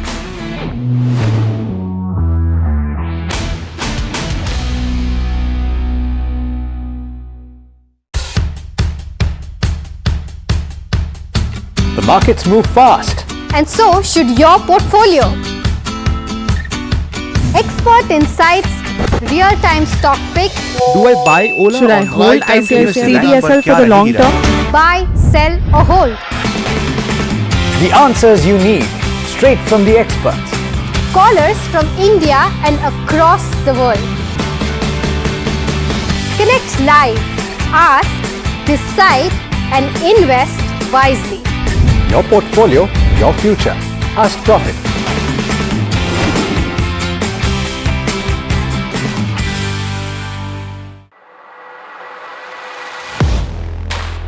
Do you really?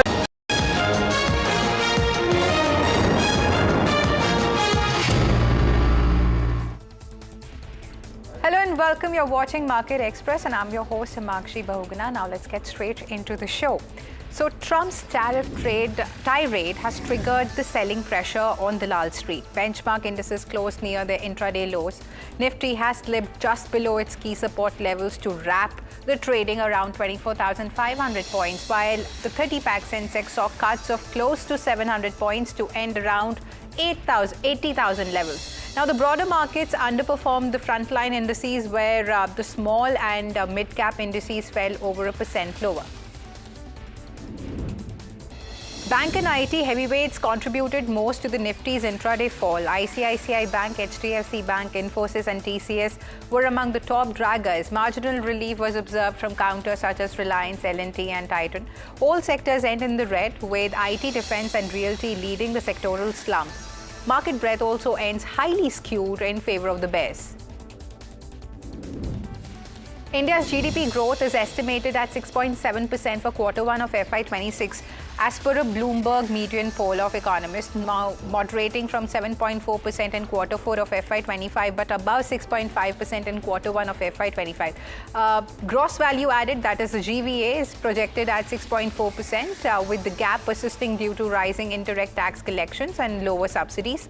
The Reserve Bank of India forecasts 6.5% GDP growth supported by disinflation, pick up in indirect taxes and a favorable base effect. Agriculture growth is expected to ease from Q4 of FY25 but remain strong, while excess rainfall may have dented industrial GVA. Manufacturing GVA is also likely benefited from lower input costs amid global uncertainties. Overall, the growth is buoyed by robust rural demand and government capital expenditure, though private corporate capex stayed lukewarm. The Adani Group posted a landmark Q1 of FY26 with consolidated EBITDA exceeding 90,000 crore rupees for the first time. Now, this is driven by strong growth in incubating businesses such as airports, green energy, energy solutions, and ports. Adani Green Energy grew operational capacity by 45% year-on-year to 15,816 megawatt, while Adani Energy Solutions secured new transmission projects with an order book of approximately 59,304 crore rupees. Adani Ports handled cargo volumes rising 11% year-on-year to 121 million metric tons. The group's net debt to EBITDA ratio stood at a healthy 2.6 times, with cash reserves over 53,800 crore rupees, which is supporting robust liquidity and planned capex of 1.5 to 1.6 lakh crore rupees for FY26. Newgen Software Technologies has received a 73 crore order for scanning and digitization of pending and disposed judicial and administrative records for an Indian state court on a turnkey basis to be completed in 2 years. Now, this project aligns with India's ongoing e-courts initiative to modernize the judiciary through digital transformation, which is enhancing record accessibility and reducing the pendency as well. The deal underscores Newgen's expertise in enterprise content management and process automation.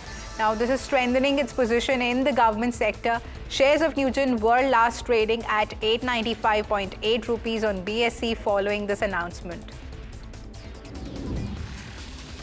GR Infra Projects has received a letter of intent from REC Power Development and Consultancy to develop a power transmission infrastructure project in Handia, Uttar Pradesh. Now, the project will be executed on a build, own, operate, transfer, that is the BOOT basis, with an operation and maintenance period of 35 years. Annual transmission charges for the project are set at 367 crore rupees. Now, this initiative includes establishing a 2 into 500 MVA 400 is to 220 kV substation with associated line-based bus reactors and transformers to facilitate the renewable energy evacuation. The project also reinforces GR Infra Projects' role in strengthening India's sustainable energy transmission network.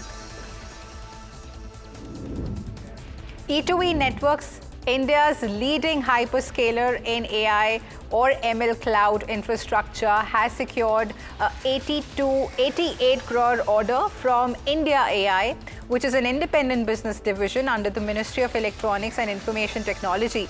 So the order involves supplying of 1,024 H200X SXM GPUs to JAN AI, which is also a startup developing India's foundational AI model. So the GPUs will be deployed on a single InfiniBand network fabric for high-performance computing with immediate allocation. Now, this deal enhances E2E's position in providing cutting-edge NVIDIA H200 cloud GPUs, supporting the scalable AI workloads. The company's market cap also stands at 4,711.87 crore rupees, and shares have closed flat at 2,358.7, which is reflecting steady investor sentiment amid the positive development. Protean eGov Technology surges after securing a 1,160 crore order from UIDAI. Now, the 6-year contract involves setting up and operating Aadhaar Kendra across 471 districts. So revenue is expected to spread evenly with a focus on real estate and manpower cost. Now, the company anticipates strong transaction volumes and contract scale up within 3 to 12 months. Equirus rates Protean eGov Technologies ad with a 960 rupee target, which is boosted by 1,160 crore rupees of UIDAI contract. So the Aadhaar Seva Kendra segment is forecast to add 140 crore in the FY27 end and 180 crore in FY28 end to revenue. So the contributions are expected to start from Q3 of FY26, which is driven by growing Aadhaar update volumes. However, the Ask segment is likely to have structurally lower margins.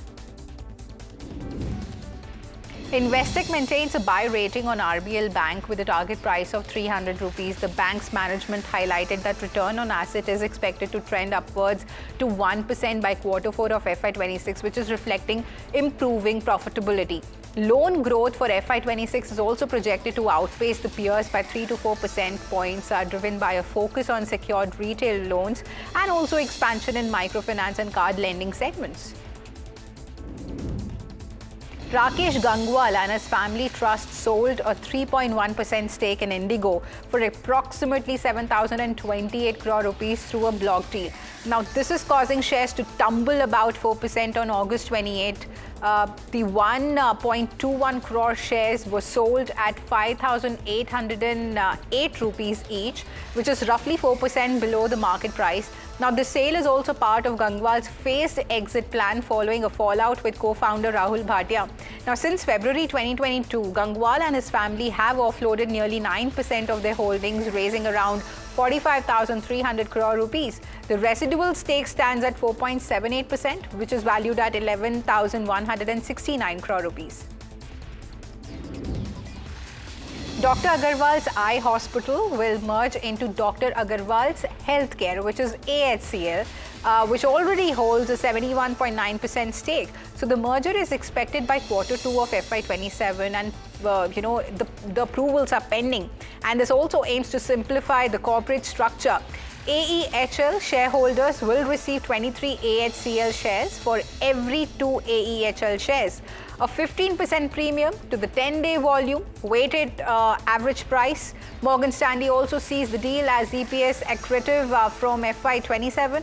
The acquisition values AEHL at 22 times of EV or EBITDA, a 14% discount to the sector average. So AHCL plans to add 55 centers in FY26 and expects 20% revenue growth and 35% PAT increase. Electronics Mart reported a challenging Q1 of FY26 with the like-to-like sales down 18%, which is impacted by an unseasonal monsoon. So the company's revenue has declined to 1,739 crore rupees from 1,927 crore rupees year on year, with EBITDA margin contracting to 6.3% from 8.3%. So net profit has dropped significantly to 21.6 crore rupees from 77 crore rupees of year on year. So inventory levels remain elevated, particularly the air conditioner inventory, which is up by 250 crore rupees and expected to clear by December 2025. The company also sold 4 IQ retail stores in Telangana and Andhra Pradesh, and also launched a new multi-brand store, Bajaj Electronics, in Andhra Pradesh. So management retains FY26 revenue growth guidance of 15% plus and aims for 6% EBITDA margin. A proposed 50% tariff on gems and jewelry export could hit India's $10 billion industry very hard. So the US, which holds a 40% market share and contributes 59% of Q1 of FY26 revenue, remains the largest buyer. With nearly one-third of the sector's $28.5 billion annual shipments headed to the US, the impact could be severe. Jewelry dominates product sales at 64%, while TV remains the top format at 57%. So the industry is also pushing its 16-brand portfolio, aiming for an in-house brands to make up 50% of B2C revenue by FY27, which is up from the current 36%. Ola Electric is aggressively targeting a 1,000 basis point gross margin expansion and aiming for 35 to 40% gross margins by FY26 exit. So this is driven by production-linked incentive. That is the PLI benefits. Now, Q1 of FY26 gross margin stood at 25.6% with expectations of 40,000 to 45,000 gross profit per vehicle. The company's FY26 volume guidance projects sales between 3.25 lakh and 3.75 lakh vehicles. This is also aiming for revenue of 4,200 to 4,700 crore rupees. The auto segment turned EBITDA positive in June 2025. Now, this is supported by strong gross margins and cost efficiencies. So profitability is anticipated to improve significantly from Q2 of FY26 onwards as PLI benefits kick in. JTEKT India has approved a 250 crore fundraise through a rights issue of fully paid up equity shares. In Q1 of FY26, the company has posted a modest 2.3% revenue growth, which is reaching 566 crore rupees.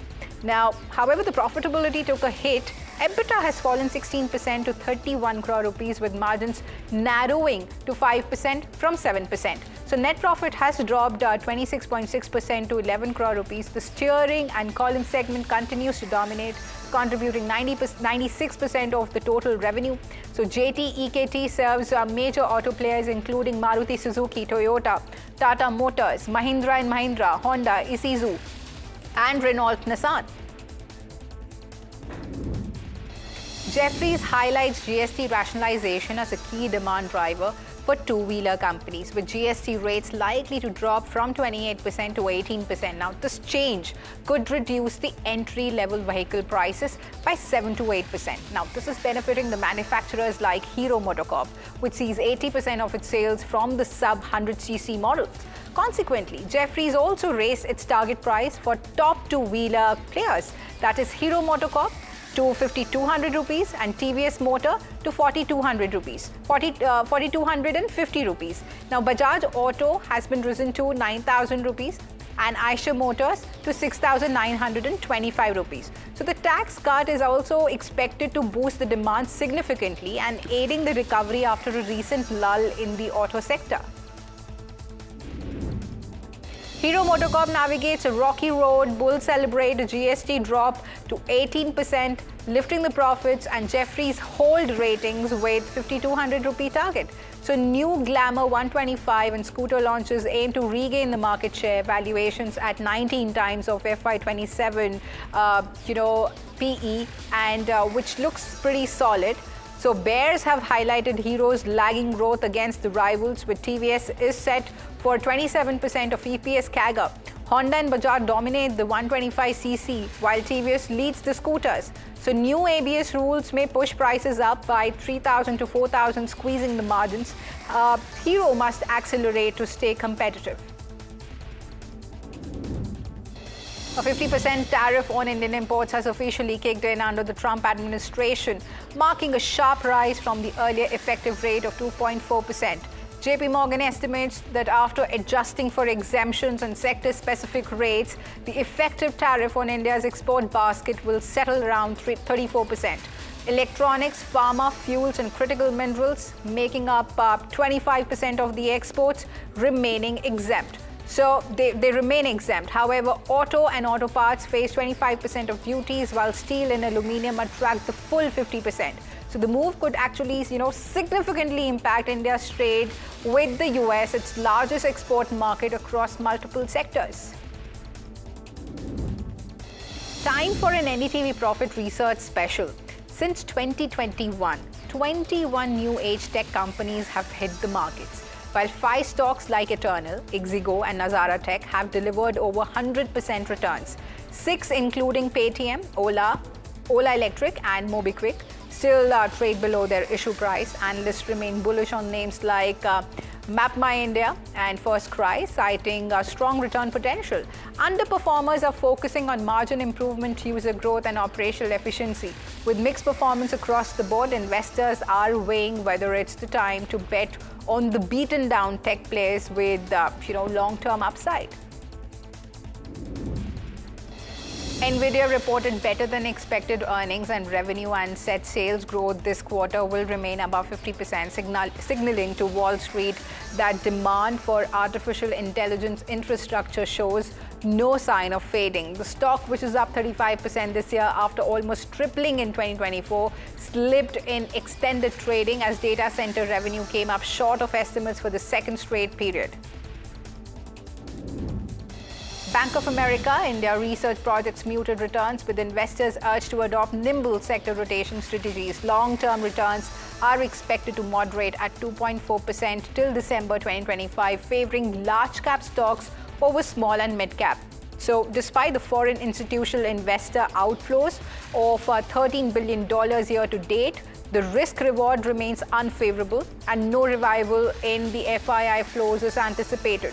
Trade tariffs, particularly a probable 15% US tariff on Indian goods, pose downside risk along with uncertain US macroeconomic conditions. Market volatility is also expected to be influenced by earnings cuts, tariff impacts, political developments, and cautious fund flows. Apple is pushing back against the UK's plan for stricter tech regulations.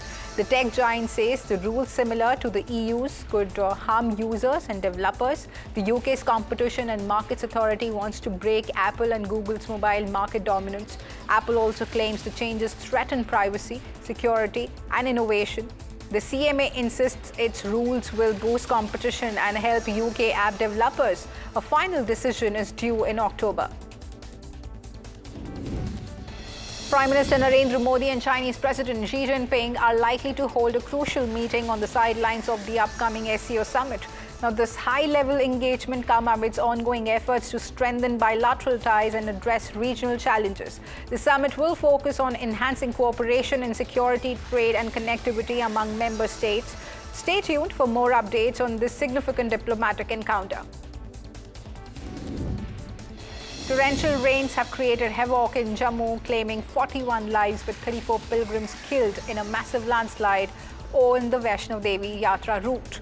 The pilgrimage has been suspended as rescue operations continue amidst record-breaking 380 mm rainfall in 24 hours.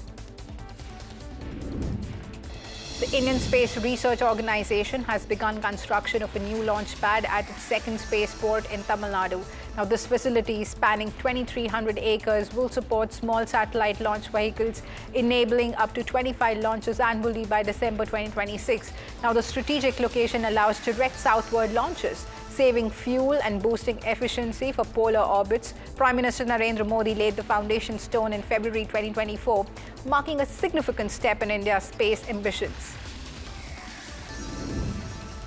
Israeli drone strikes targeted a military building in Kiswa near Damascus, killing 6 Syrian soldiers, according to Syrian state media.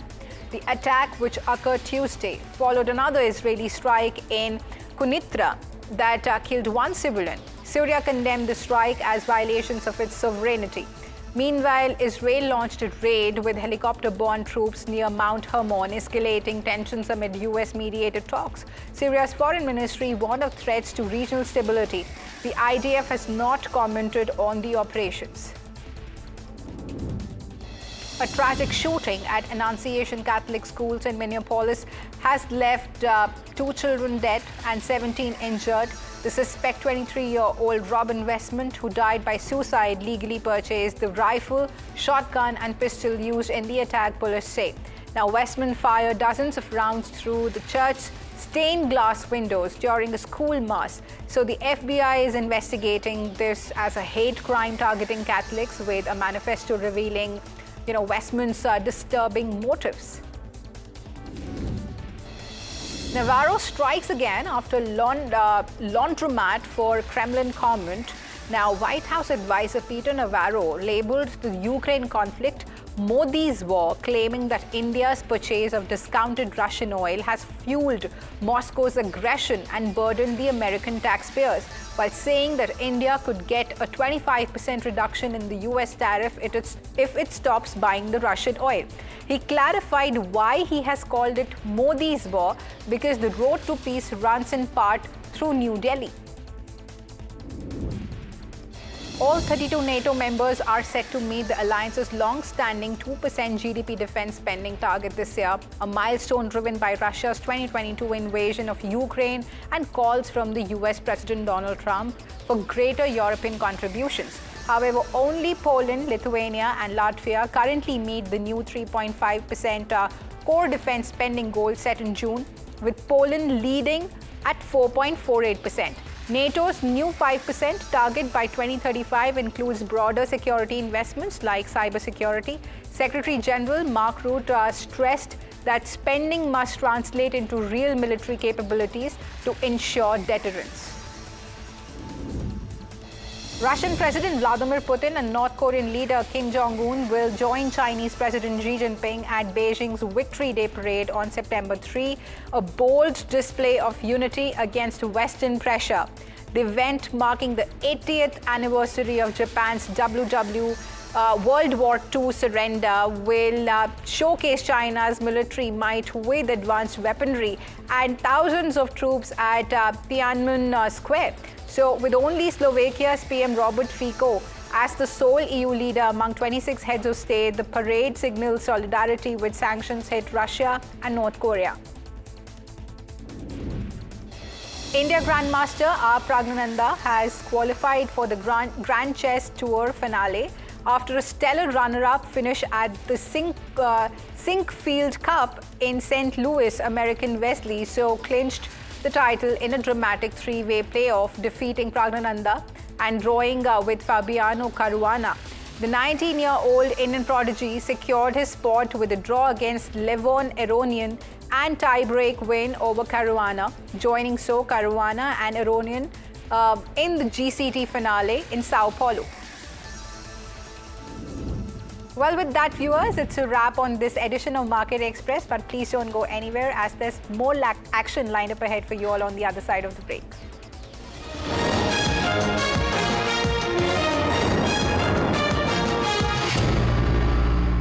Tech has changed, so should your tech show.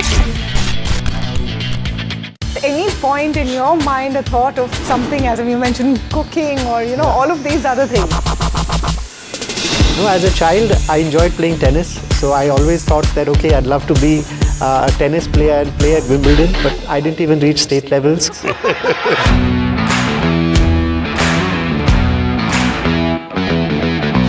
Biggest advantage and one biggest disadvantage of being in the position that you are as the next generation of a legacy business? I think the biggest advantage is long-term thinking. A negative, sometimes the perception of family businesses from the outside can be one where it lacks professionalism. The next generation in a family business is the most important generation for the future of that business.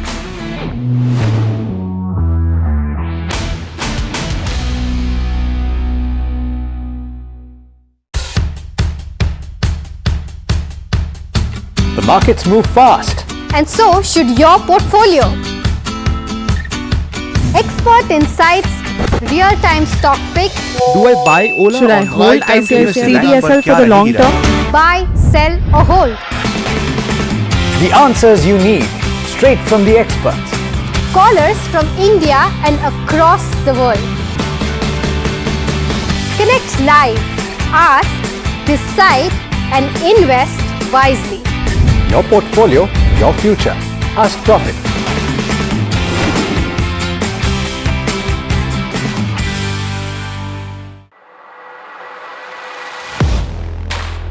Do you really know the company you invest in? What is the real picture behind presentations and claims? Is the outlook as rosy as the company claims? Know Your Company, powered by NDTV Profit Research, shines a light on the biggest stock market movers.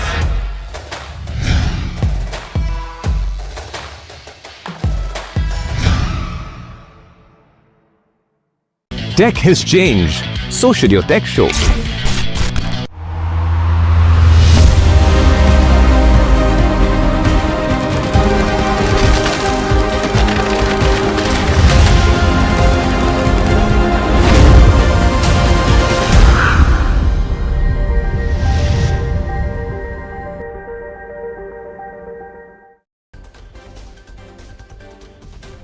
The Nifty falls nearly 1%, closing above 25,500 after a 200-point drop from the day's high. Mid-cap and small-cap indices also fell over 1%. Banking and financial sectors continued their multi-day losing streaks, while all major sectors ended the day in the red. 50% tariffs to hit gems, jewelry, chemicals and home decor in near term. Exporters flag liquidity crunch, urging the restoration of schemes, while the government fast-tracks export promotion mission and pushes supply chain resilience, expecting recovery in the next 5 to 6 months. Amid escalating US-China trade war in March, President Xi Jinping reached out to India with a personal letter to President Draupadi Murmu, signaling Beijing's intent to revive ties and voicing concern over the possible New Delhi-Washington trade deal, say officials. An EY report highlights India as the fastest growing major economy driven by domestic demand, reforms and infrastructure push while warning of external risks. Peter Navarro, former Trump trade advisor, says India could reduce US tariffs by 25% if it halts Russian oil imports. India rejects the allegations, emphasizing its energy security needs and points out the inconsistencies in the US stance. Sources say the Association of Healthcare Providers India is likely to withdraw its advisory to member hospitals to stop cashless services for Bajaj Alliance general insurance policy holders after major hospitals met with leading insurance companies to discuss key issues. The Adani group of companies report strong financial results in Q1, driven by robust operational performance and growth across key sectors including infrastructure, energy and logistics.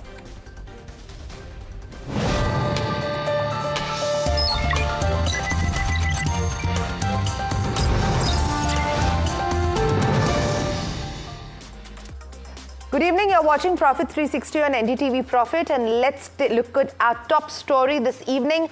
Trump's tariff tirade has triggered heavy selling pressure in the markets, with the benchmark indices closing near their intraday lows. The Nifty slipped to around 24,500, while the Sensex ended near 80,000. All sectors ended in the red, led by steep losses in IT, defense and realty. My colleague Puneet now joining us with a quick wrap-up of today's market action. Well, it was another day when we saw the benchmark indices largely being under pressure today. We also saw some pain essentially in the broader markets, but let's first start with the Nifty. It fell from 200 points from the day's high, and quite a similar performance that we saw on Tuesday as well before the market holiday yesterday, where we've seen continuous pressure on the Nifty and no recovery in sight. For the Nifty 50, we saw stocks like Shriram Finance as well as HCL Tech fall the most, while some stocks in the auto space like Hero MotoCorp and Eicher tried to provide some solace. They also ended below the day's high as well and saw some massive correction in the Nifty auto as well, with most stocks slipping in the red at the end of the day. Apart from that, Nifty has fallen over 2% in the last 5 days, and that's largely based on what's happened with the tariff tantrum amongst other reasons. The GST did provide a boost to the market as well as some key sectors like auto as well as electronics and consumer durables, but that failed to sustain and ground over essentially over what's happening with the global geopolitical issues. Apart from that, we've seen the Nifty fall nearly 1% for the day. Benchmark indices largely were slightly higher than the broader markets, but even we saw pressure in the mid cap and the small cap as well. In the mid cap 150, it fell over 1%. That was dragged essentially by Poonawalla FinCorp as well as Aditya Birla Corp amongst other stocks. We've also seen essentially the small cap lose over 1%, led by stocks essentially like Electra Green Tech as well as something like CESC, which also dragged the small cap index down. Finally, in terms of sectoral indices, the Nifty IT essentially fell the most during the trading session today. If any, we could see some solace if there's a rate cut in September, but till then, we could see some pressure on the Nifty IT over the medium term as well. Apart from that, it emerged as the worst sector for the day. HCL Tech as well as LTTS was the other stock that got impacted. ICICI Bank and HDFC contributed the most to decline essentially in the Nifty, and the Nifty Bank as well as Financial lose for the 4th consecutive session. We will be entering a new expiry from tomorrow. Foreign investors have largely maintained short positions, but we are expecting, at least for now, not any kind of meaningful triggers which could have a positive impact on these indexes. Thanks, Puneet, for that. Meanwhile, the tariff shock has set off a wave of market reactions. And to understand its potential impact, we spoke with Amish Shah of BofA Securities and Anup Dhawan, former Commerce and Trade Secretary. And here's what they had to say. Listen in. Absolutely, tariffs is one of the factors that can drive sensitivity for markets, both in terms of earnings and valuations. So I would argue that, look, markets are currently trading at around +1 standard deviation, around 21.5 times. 50% tariff, currently nobody expects to continue. Most of the market participants believe that this is a matter of time. We would probably over time revert to 20 to 25% tariffs, and that's what markets are pricing in. But clearly if 50% stays for longer, then we could have the 11% downside case that we are arguing for right now. So basis the conversations with investors, I think everyone's expecting this issue to get resolved within a month or two. But anything beyond that, I think markets will start to price it in negatively. Amish, again, just trying to understand, because you look at numbers and timelines so closely, for the markets to start baking in 50%, is there a time limit? Let's say that if indeed no resolution comes in for the next 60 days maybe, or 30 days or 90 days, then you in your models as well start factoring in a 50% tariff impact both on earnings as well as multiples. Positive directionally. So clearly I think government is doing the right thing. Their policy both in terms of fiscal as well as monetary is to stimulate growth in this environment. We've seen a total of $48 billion of consumption stimulus so far, which is about 120 basis points of GDP. If you think about it, the additional subsidies given out over the last 12 months, mostly by the state government, some from the center, is $24 billion. Over and above that $24 billion, you had $12 billion come in through the tax cuts, direct tax cuts that were announced in the budget of February. And then possibly our expectation is that there will be another $12 billion coming in the way of GST cuts. So $48 billion, it's about 120 basis points of GDP. Over and above that, there will be some savings in the form of lower EMIs from the lower rates that we spoke about, plus there will be more liquidity into the system. So there is about, all put together, about 150 to 170 basis points of stimulus, depending on which way you calculate it. And that's the right thing to do. There is a need to stimulate growth right now. Government is going all out and stimulating that growth. Coming back to markets and implications, however, we think that the markets have more than priced in that recovery, and we think that the recovery is likely to be shallow in comparison to the street expectations, and therefore arguably earnings cuts will continue. Meanwhile, government sources have said on US tariffs, and this is the latest that's coming in, what we're hearing right now, is that the new 50% tariffs imposed by the United States are set to significantly dent India's trade flows. Officials admit, however, that could be only a short-term disruption as supply chains are forced to recalibrate, but stress that resilience measures are already in the works. My colleague Rishabh Bhatnagar, who has been tracking the story very closely, now joining me on the phone line with more. Rishabh, take us through what exactly government sources are saying and how they're reading the situation henceforth. Right. The commentary that is coming in from government quarters is the fact that there is some sort of an impact expected of these 50% tariffs that came into force yesterday. Lots of sectors like gems and jewelry, chemicals, home decors, which includes carpets, furniture, all of them are expected to be suffering a little bit of losses. That is, the government is very cognizant of that fact. They've also mentioned that a new date for negotiations for the U.S. bilateral trade agreement have not been fixed yet, but channels are open, and the next formal in-person round could be it could happen very soon. Now, given the fact that the government is cognizant of the pain that these exporters might be bearing over the next 5 to 6 months, there is talk of addressing all liquidity-related asks via this export promotion mission. Now, this is the same mission that was proposed in the budget, but the outlay then was about 2,250 crore rupees for a year. Now, what it is being envisaged as is a 6-year package with 25,000 crores worth of incentives. And these incentives will, of course, include old schemes like RODTEP that might be restored. You'll have interest subvention schemes. You'll have market access initiatives all built into it via 2 sub-schemes called Niryat Disha and Niryat Protsahan.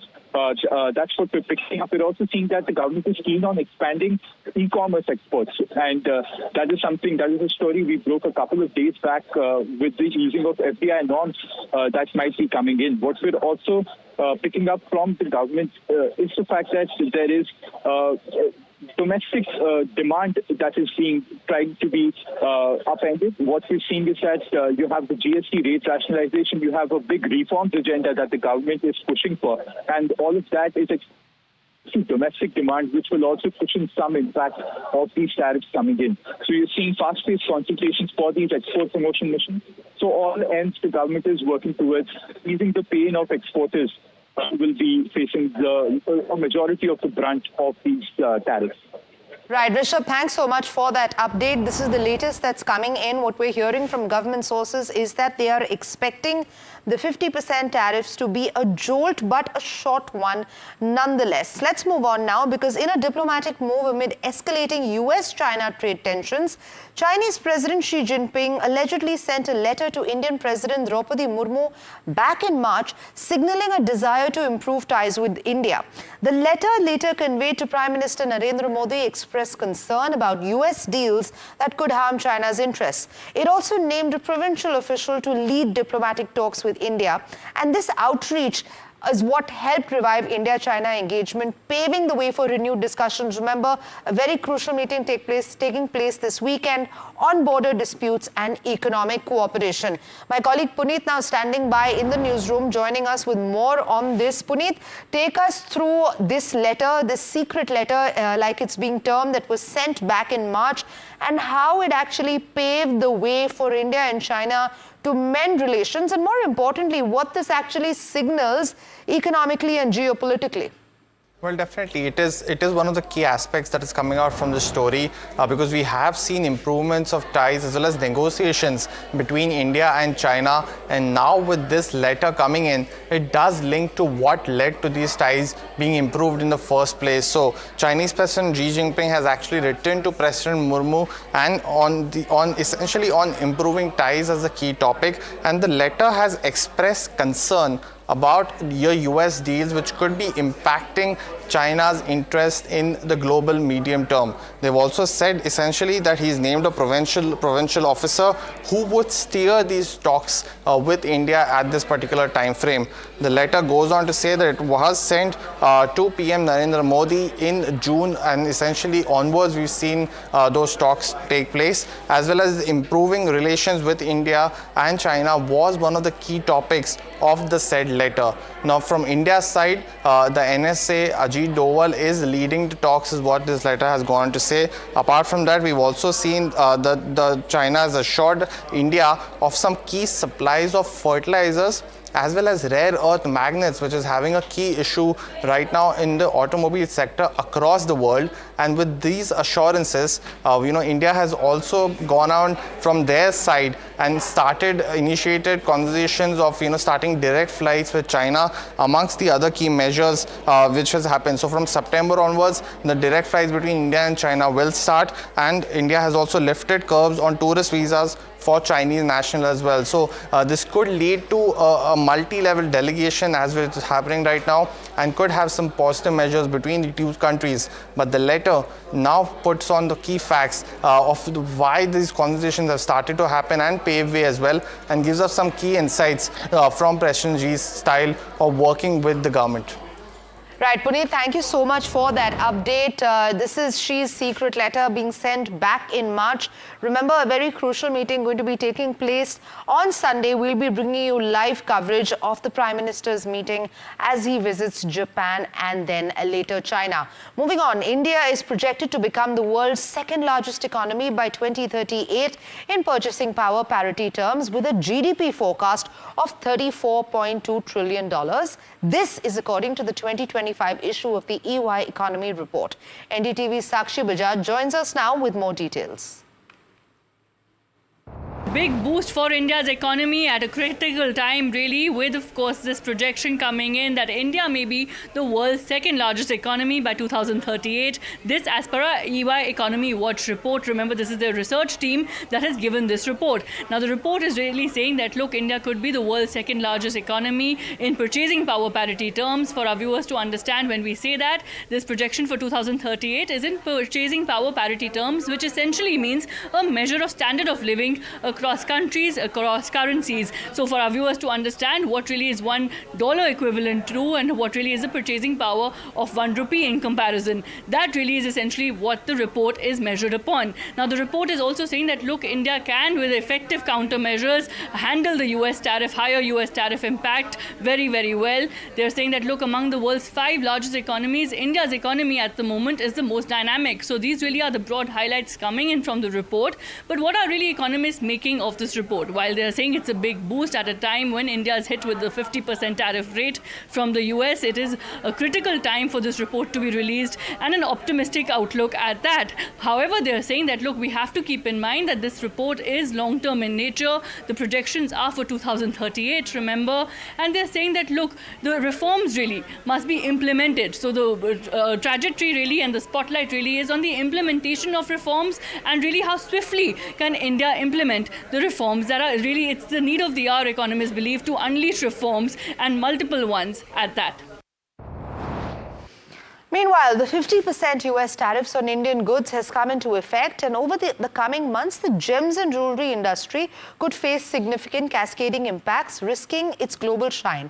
My colleague Harsha from NDTV was at the Jaipur Gems and Jewelry Hub and brings us an on-the-ground report highlighting the challenges that the sector now faces. Let's take a look.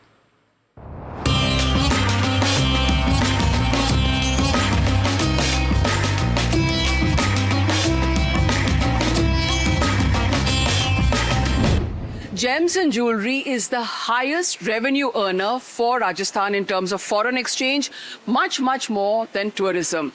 In fact, 18,000 crores are the estimates that the gems and jewelry business earns in Jaipur. And of that, about 3,200 crores is the US market, which is about 20% of the total export. I have with me Alok ji, who is the president of the Jaipur Jewelers Association. Alok ji, क्या लगता है आपको, what is going to be the fallout? अगर इस तरह से, if the tariffs have already come in, they've already kicked in, so now how is it going to impact the business? I mean, it's the biggest foreign exchange earner for Rajasthan. It's a major disruption that we are going to see now, and the effect is, as we see today, if things are not sorted out in the near future, there'll be a lot of pain, and that includes the businessmen, small, medium, large, doesn't matter, even, and the artisans. Once this cascading effect goes down and people start leaving this industry, then it will be very difficult to just gather them back together. Alok ji, आपका जो business है, how much of it is driven by America actually? कितना percentage? और किस type का जाता है? आपने बताया कि finished jewelry भी जाती है, and there's some loose gemstones. Yes. So we are majorly into jewelry exports, studded jewelry exports, and about, thankfully, we are not so much into American market, but still about 10 to 15% of our exports are to America. So that is what we are seeing. The season is coming, but what we are seeing is this will be zero this year. Also, this segment employs at least 2 to 3 lakh labor in Jaipur alone, and they're going to be severely impacted. In fact, a lot of the labor who work here are from outside Rajasthan. आपका नाम क्या है? हाँ, सेतवान. हाँ, कहाँ से हैं आप? यूपी. हाँ, तो जो जैसे ये बात हो रही है कि भाई अमेरिका ऑर्डर देना कम कर देगा, तो फिर डायरेक्टली प्रोडक्शन हाउस में ऑर्डर कम होएगा, तो फिर तो कारीगर पे तो इम्पैक्ट आएगा ही ना? आएगा. हाँ हाँ. क्या चिंता है? चिंता है घर परिवार अपना हम कैसे चलाएंगे. इसी से कमाते हैं तो अपना खर्चा चलता है. I have with me Sudhir Kasliwal. The Gem Palace is one of the oldest shops in Jaipur. But Sudhir ji, with the kind of tariffs that we are seeing, the new administration, Trump administration, you also had made inroads into the export market. You were also sending jewelry abroad. You were not just doing traditional jewelry. How badly has that been hit? You see, almost 60 to 70% of our export orders have been kept on hold lately after the Trump tariff announcement. What are your customers saying about that? I mean, they must be with you on email. What is the concern? The concern is increase in cost because they are wholesalers and they are also going to sell it to their customers and they must have quoted a price. We have also quoted a price. So the price hike definitely will affect their sales also, and our sales are being affected for sure. So 60 to 70% of export orders is a huge hit for any business to take. Also, you know, Jaipur is also a thriving tourist industry. And a lot of tourists who come here also come shopping. They come to buy gems and jewelry. In fact, it's always on the shopping list of every tourist who comes in, especially the upmarket tourist. So will they also be affected? Do you think domestic sales to tourists, foreign tourists will also be affected? See, our sales are mainly to foreign tourists. And out of all the domestic, the foreign travelers coming to Jaipur, our sales are almost 70 to 80% to American tourists. They are our big buyers. Now that is also going to be affected because that we'll see in the coming season, because now it's not a tourist season, but it's definitely going to affect our business. So that's how the cascading effect of the Trump tariffs will slowly be visible in the Indian market. But for now, the Trump tariffs have sent tremors down Jaipur's jewelry business, and it's threatening to take the sheen out of what was once a glittering business for both import and export. Right, and let's move on to a quick update coming in. Government sources are saying that the group of ministers has now proposed an early phase out of the GST compensation cess, recommending that it be replaced by a separate levy or subsumed under GST rates altogether.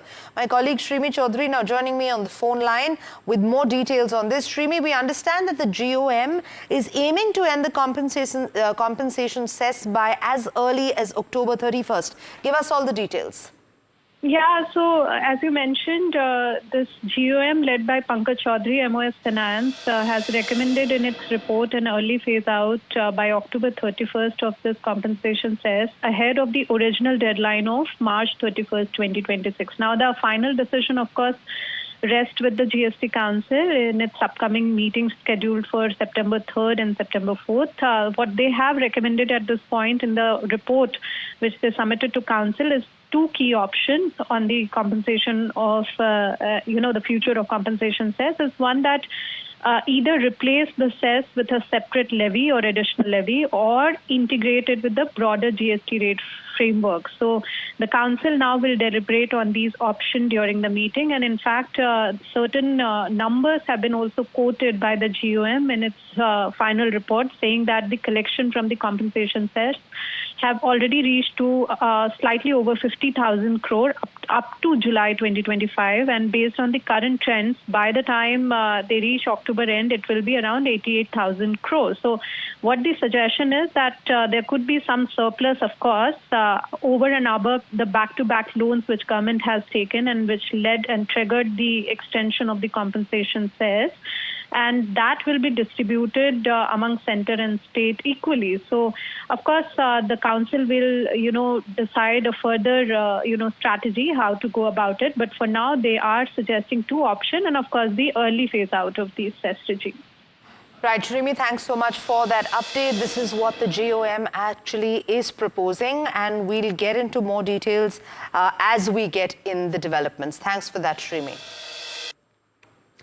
Moving on now, we have learned that India's industrial output in the month of July grew by a solid 3.5%, coming in at a 4-month high. This indicates a steady industrial performance despite Trump's tariff pressure. Now, I'm going to bring in Pallavi for a quick detailed breakdown of these figures. Pallavi, over to you. Right. So, as you've mentioned, IIP growth has come in at the highest in 4 months at 3.5% for the month of July, and this is compared to a print of 1.5% we had seen in June.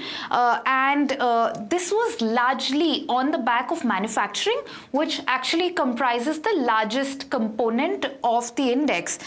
So, manufacturing grew by 5.4%. That's on an annual basis, and that's compared to about 3.7% we had seen in the previous month.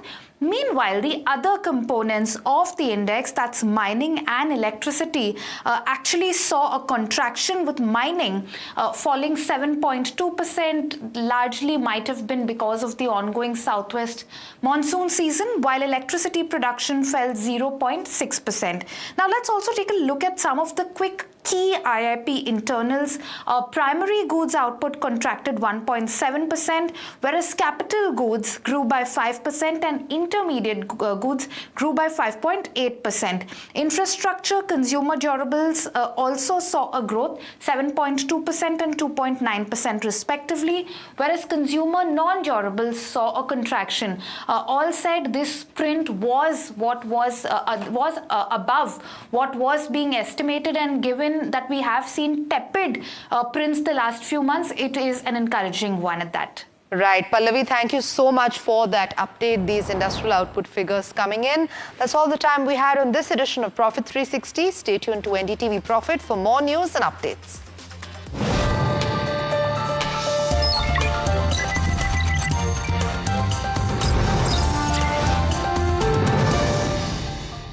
Tech has changed. So should your tech show. Any point in your mind a thought of something, as you mentioned, cooking or all of these other things? No, as a child, I enjoyed playing tennis. So I always thought that, okay, I'd love to be a tennis player and play at Wimbledon, but I didn't even reach state levels.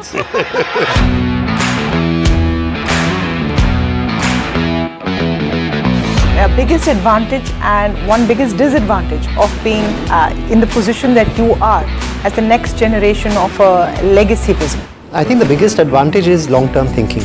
A negative, sometimes the perception of family businesses from the outside can be one where it lacks professionalism. The next generation in a family business is the most important generation for the future of that business.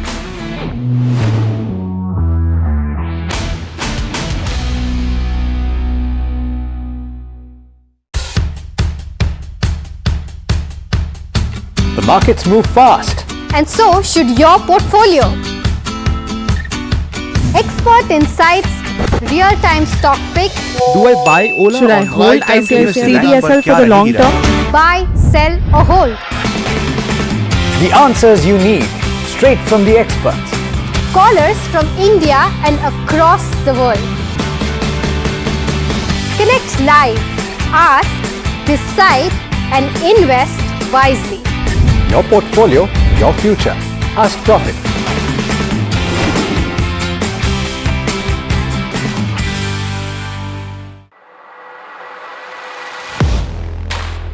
Do you really know the company you invest in? What is the real picture behind presentations and claims? Is the outlook as rosy as the company claims? Know Your Company, powered by NDTV Profit Research, shines a light on the biggest stock market movers.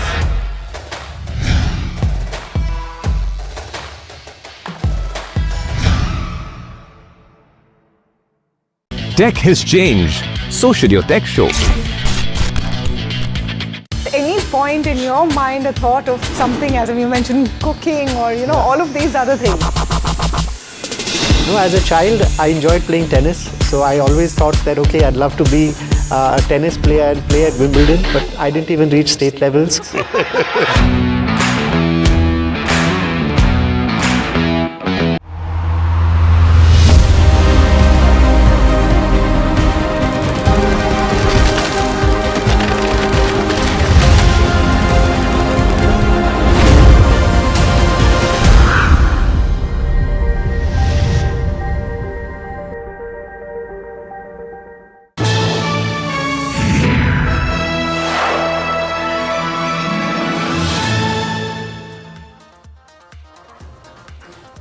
and welcome to KYC, that is Know Your Company on NDTV Profit. My name is Hiral Datia and with me is Puneet Javeri. Today on KYC, we are going to actually dissect a Quest Corp in trade. It's going to be an interesting company to talk about, and the scenario is absolutely interesting as well. The reason being is what's happening with hirings right now, because all of us have been talking about the negative impact in terms of where IT as a sector goes, because that's where majority of the downtake that has happened so far. But let's quickly run you through as to why a Quest Corp. Firstly, we want to understand the business outlook for FY26, and the reason why this is important is after the three-way demerger that has happened, how is business actually shaping up? Moving on, if you talk about the other aspects, which segments will lead the hiring in the second and the third quarter, which usually is an absolutely strong quarter? That's the second question that we ask. On number 3, what's the outlook looking like for GCC hiring as IT as a sector has been slowing down as well? And moving on, can the professional staffing sustain the double-digit margins that we've seen so far? So these are a few of the questions that are on my list. Puneet, what are you going to look at as well? I think one of the key aspects is, of course, of the company is largely into hiring for both banking as well as for technology, and that space has been largely impacted from the tech space. So I think that will be one. Monsoons, amongst other reasons, has been one of the key aspects which is impacting a lot of companies, but those are some of the key aspects to look at. Right. In fact, will Middle East and Singapore growth also continue from here on is what we need to watch. What's the plan for on-site as well as GCC business transfer is what we should be looking at.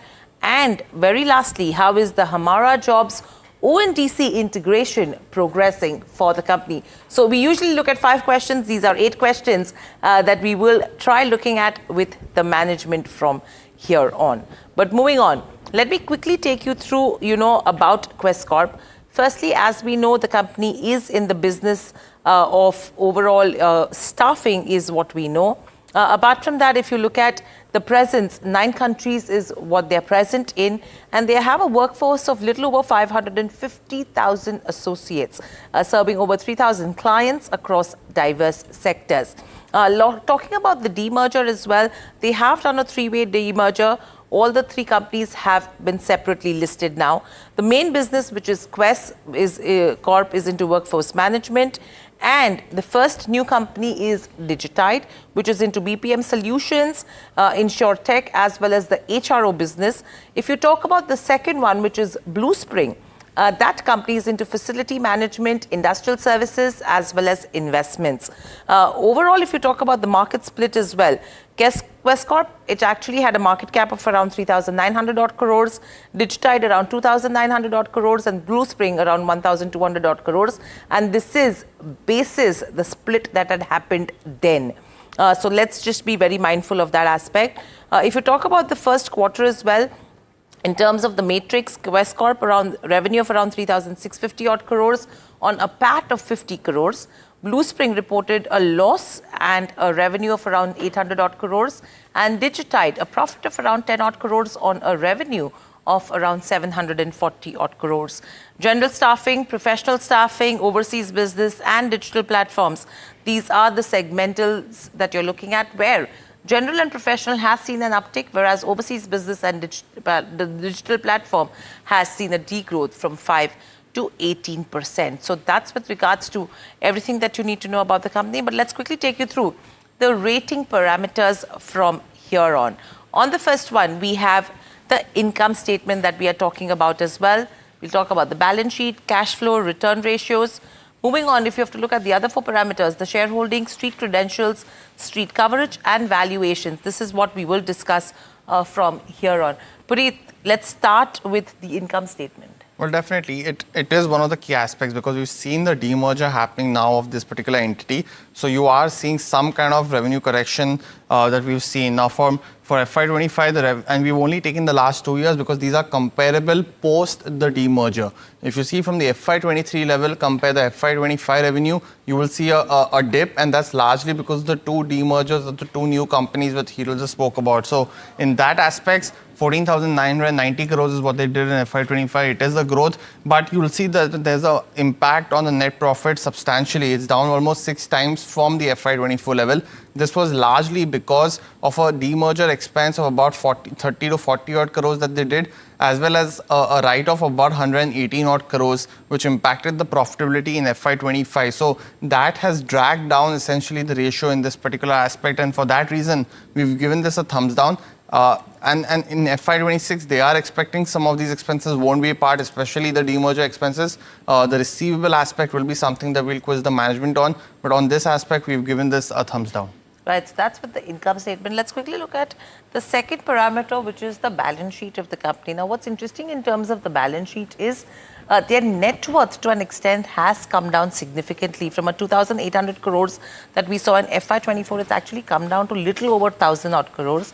And in terms of the cash and bank as well, that is nearly halved for the company. So these are two aspects that we are looking at, because of which we are giving it an absolute neutral rating so far.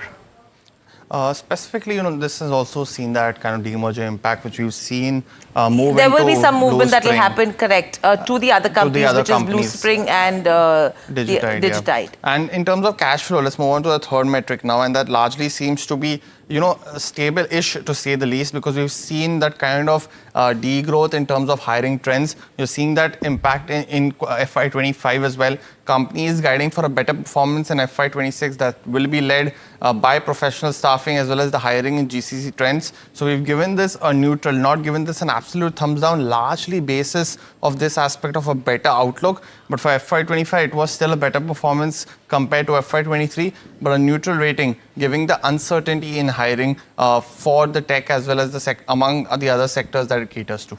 Okay, so that's with regards to where cash flows go, but let's look at the return ratios. Now, what's interesting with the return ratios is if you have to look at 23, 24 and 25, it's the lowest. So clearly, the return ratios are well below your historic highs that you've seen as well. In fact, 10.36 is where the return on capital employed was in 2024, 23, 8.45, and right now 2.92 is really low. Simultaneously, if you talk about the return on equity as well, there again that number is in single digits, 2.36 lower level versus a 10.35 and a 8.97 that we've seen in the previous years. So clearly there is improvement that is needed on the return ratios, and that's the reason why we give it a thumbs down so far. And essentially, the return ratios are expected to go and do better going forward, largely led by, what is happening in GCC trends amongst others, because that is a very, very high margin business for the company. But clearly the trends, seeing that impact of the high margin businesses moving to the other key verticals, and hence thumbs down. The next one is shareholding, and this largely, we've given this, in terms of shareholding, largely, in this particular aspect, a thumbs up, and that's because of maintenance of that kind of shareholding that this one has kept. So from 56%, it's largely been there. We've seen some increase from March of 2024 in terms of the level for public shareholders, and hence, we've seen in terms of the stock largely underperforming, the retail investors coming in anticipation of a better growth area. But we've given this a thumbs up based on the confidence that the promoter has kept in the business. Okay, so that's with regards to where the overall return ratio shareholding goes. Street credentials is that we've already spoken about as well. Valuations, let's quickly look at that aspect from here on. If we can just get the overall street creds on the screen. In the last 6 months, we've seen a downtick of around 55 to 56% in terms of where the stock price goes. That the counter has actually underperformed in all parameters. If you have to look at the last 5 years as well, it's a downtick of around 31, 32%. So not really rewarded the shareholders to that extent. So that is what we need to look at from here on. But, as Puneet was mentioning, the GCC hiring, which is a high margin business from here on, if that is able to improve the business, in turn, improve the return ratios as well, potential for things to come up and reverse. And that's a question that we will check with the management. But overall, a thumbs down in terms of the street credentials, Puneet. Well, and that's largely also seeing that kind of merger impact which we saw in April, about Pre-merger, the price was 604. Post-merger, we saw that dip to 400. But since then as well, we've seen some form of impact on Quess Corp, largely basis on the operating performance as well. In terms of valuations, the nearest competitor is TeamLease, and we've always seen that kind of valuation differential between both these firms. Currently, valuation for both seems to be, on the lower side for FY27 specifically, baking in the negatives for this year. The outlook, of course, will be something to watch out for as we go into Q2 and Q3. Q2 and Q3 are, big seasons for hiring, and that does benefit companies like Quess Corp as well as TeamLease. But at least for both, on both the next couple of years, we've seen valuations largely been positive compared to TeamLease. But in terms of growth, that largely has been absent, and hence we're giving this a neutral for now. But in terms of commentary, that depends on what happens in Q2 and Q3, has some upside risk to say the least, and that's reflected essentially in the analyst ratings as well. Valuations absolutely reflective in analyst ratings, but let's quickly just go through everything in terms of the street credentials that we're looking at in terms of coverage. 8 buy calls, 1 hold. But with that as well, you have a 42% upside, right? So from what Puneet is mentioning about from a valuation perspective, the business perspective, the GCC that could start contributing, probably that is what is being indicated in the upside that, the analysts are giving right now. And 8 is not a bad number, and hence a thumbs up in terms of where the street credentials go, the coverage goes. Let's quickly look at the final performance now.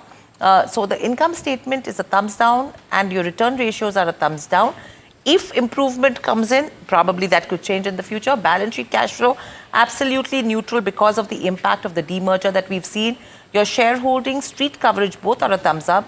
Valuation right now is sideways, but your credentials, because of the returns that it has given to investors, is a thumbs down right now. So from 8, the overall rating is a 3.5 in terms of where Quess Corp goes right now. The conversation that we will have with the management is actually going to tell us how this 3.5 probably will improve from here on or not. Let me welcome in Guru Prasad Srinivasan, Executive Director and CEO at Quess Corp. Srinivasan, welcome to the show and a pleasure to speak to you at NDTV Profit as always. My first question coming to you is, overall, with the demerger that has been done, now the business that Quess Corp will actually focus on, what's the outlook looking for FY26? Because usually Q2, Q3 is a strong quarter for the company. So taking aspects into consideration with what's happening around IT, the GCC business that you're looking at as well, which is a high margin business, how is Quess Corp actually stacking up? Sure. Thank you so much and happy to join you all on this call. So first and foremost, let me start from the demerger structure in itself. So we had a very successful demerger, which officially we announced, and 2 other companies that got listed in the month of June. So Q4 results itself, if you look at, we started, announcing the result independently by each of these entities. So Q1 is the first, standalone result that we announced of independent entity Quess Corp. A couple of specific callouts. First and foremost, we had a double-digit EBITDA growth year on year, and our debt levels have become, for Quess Corp, debt level company now. And the other parameters are like post demerger, the business structure in itself has become far simpler. So we have 4 line of businesses. The first one is general staffing, which contributes about 53% of our EBITDA comes from general staffing business. The second set of business is India professional staffing, where 29% of our EBITDA comes from India professional staffing business. The third quadrant is our international business. About 18% comes from our international, 18% EBITDA comes from our international business. And the last one is a digital platform, which we have incubated for future in terms of building our digital strategies around. So 4 line of businesses, simplification of corporate structure, and debt-free and much leaner balance sheet is what we were able to achieve by Q1, and we've just announced that as a result. Mr. Srinivasan, good morning, sir, and thanks so much for joining in. It's Puneet this side. You mentioned that debt has now, wiped off from the balance sheet. Essentially, that will help the return ratios for you going forward. In terms of, hiring trends, if you can give us some perspective, Quarter 2, quarter 3 generally is very strong for you. We're almost halfway through quarter 2, and while you can't talk about numbers, have you seen any kind of hiring revival essentially in sectors like technology amongst others? If you can give us some perspective. So let me go by platform and business. So Q2 has been definitely, we see a lot of green shoots coming across Q2. If I were to start specifically from a segment, if you look at, I think general staffing, we have an open mandate of almost about 40,000 plus. To be precise, about 42,000 open mandate that we are on. It's a good way to start Q2. And between July and August, we have done substantial hiring specifically in manufacturing, consumer retail, and telecom. As you rightly said, India being the season between July to up until Diwali till October, we are seeing mandates, open mandates being fulfilled, and the other sector is supply chain logistics. Specifically, I think one or two sectors which are a little slow than anticipated is BFSI is slightly slow, but otherwise manufacturing, consumer retail, telecom, and supply chain logistics is doing well. Coming to professional staffing, GCC has been the most spoken about, and we are definitely, while the mandate quantum may not be high, our fulfillment ratios are far better, and we have been able to do good. Almost 70% of our fulfillment comes from specifically from GCC as a segment. So a couple of indicators probably that viewers would be interested. The rural consumption is far higher than urban consumption. 75% rural consumption is coming up from, and that leads to a lot of expense and the investments that can go into the segment, which is helping us to probably do our more open mandates are coming in from tier 2 and tier 3 segments, which is good to see than the key markets and urban markets. So almost 37% of our hiring we have done in tier 2 and tier 3 cities as we speak, and most of the manufacturing units are also being set up in tier 2 and tier 3 locations. So that's where we are now seeing a lot of demand coming in, which is in a way good for country like us. There'll be more spending pattern in rural markets, so that is going to give rise to more jobs as we move forward. Okay, so when you talk about an uptick that's coming in from tier 2 and tier 3 as well, which segments are you looking at in terms of hiring? What percentage of your revenues will come in from there, and in turn the margin impact that you see, is it a low margin game or is it a high margin game? See, staffing would always would be in a range between 1.4 to 1.5% in terms of EBITDA, because it's a volume game. And the way we reorient ourselves is we definitely headcount is important for us, but profitability is much more important than our revenue. So we focus on our profitability for this business, specifically for general staffing, and of course, professional staffing has always been on EBITDA measurement. So coming back to your question, one third, almost, I said 37% of our hiring is coming in from tier 2, tier 3 segments. Again, the segments which are driving this are manufacturing, consumer retail and telecom, and logistic and supply chain. More e-commerce going closer to the customer in tier 2, tier 3 location, and you need entire delivery and solutioning around it to cater to their customer needs. So plus the retail being the season, and more retail going closer in tier 2, tier 3 location rollout. That is what these are three segments which are driving, and it also reflects in a similar ratio in our revenue as well as we move forward. Mr. Srinivasan, my question then is, you're talking about that margin range of 1.3 to 1.5% when it comes to staffing. But now that you're focusing on GCC, you're expanding into, global technology services, which is a high margin business. Do you see that further upside that could come in? And if yes, what should that range look like then?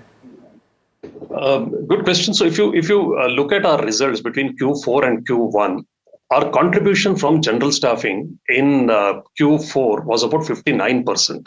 The EBITDA contribution, what I mean. And in Q1, that 59% has come down to about 53%. So while headcount grew and we had net additions, our contribution to overall EBITDA as across Quest for general staffing came down from 59 to 53. So on the same way, if you take the second quadrant, which is our professional staffing, from 21% we moved to 29%, which means our high margin businesses are contributing well back, which is helping us to, our overall blended margin across group, we moved from 1.8 to about 1.9. And by end of this year, we've been, guiding and we are modeling accordingly to be around 2%, and we are on course to that. Mr. Srinivasan, sir, a couple of questions. Now, on professional services, you mentioned professional staffing, you mentioned that, the contribution of EBITDA has gone down to 53%, but that continues to be, where the growth essentially seems to be visible.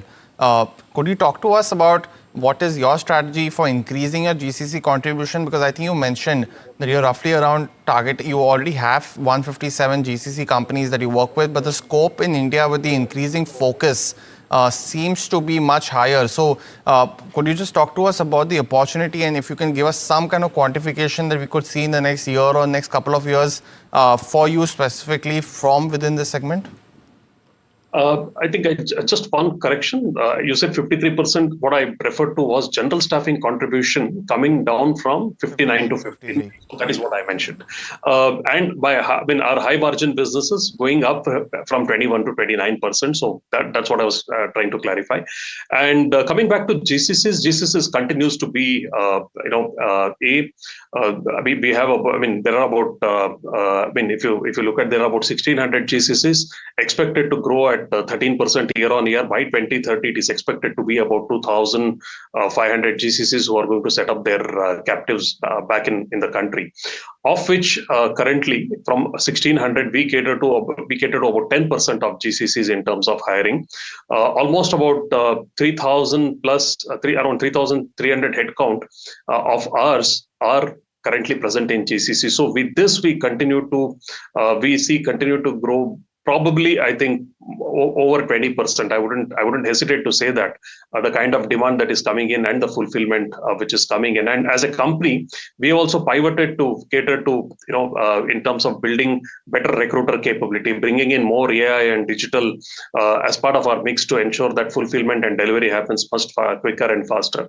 So definitely this particular segment, which is high margin, would continue to grow about 20% year on year for us, and we are slated towards that. Okay. And when you talk about IT as a segment as well, that's seeing some bit of softness right now. And plus you've seen a decline in terms of the open job mandates as well, right? So how are you actually strategizing to navigate this aspect? Because that is something which has been reflected in the fourth quarter numbers as well. So this is specific has been the trend for IT services companies. For all IT services companies, absolutely, I would we are not seeing any major demand coming in for Q3 as well this year, as we're already close to Q3. This has been the phenomenon for almost last 6 to 8 quarters, and we've only seen headcount coming down there. However, our exposure to IT services is about 15 to 16%. We do hire in a very small format even now, but the exposure or the kind of the percentage what we cater to is about 15 to 16% currently. But otherwise, majority of our demand still comes from out of IT services. See, the other two quadrants beyond IT services are GCC, and another segment within this is all the non-tech companies hiring tech talent for domestic consumption. So there we are seeing a lot of traction. Like, companies are into their own automation journey, and there we are seeing demand coming in for non-tech companies hiring a lot of tech talent. Like, look at Quest itself. We'll have about 200 tech talent for our own technology and strategy.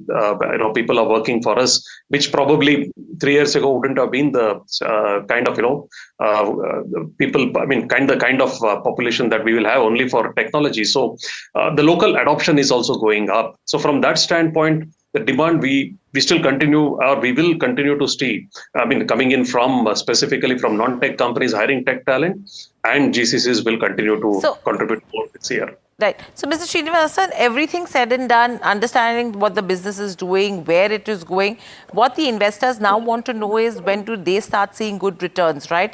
I'm sure you cannot really respond in terms of the way stock is moving, but let's understand from a return ratio perspective as well. We've seen levels of 10.3, 10.4 on both ROE and ROCE. How long will it take you to get there, number one? And two, what's the immediate target that the company has in terms of improvement from levels of 2.9 right now? So when would the indicators look better? Definitely this year itself. I wouldn't hesitate to say that for multiple reasons. One is we are a debt-free company, and in terms of our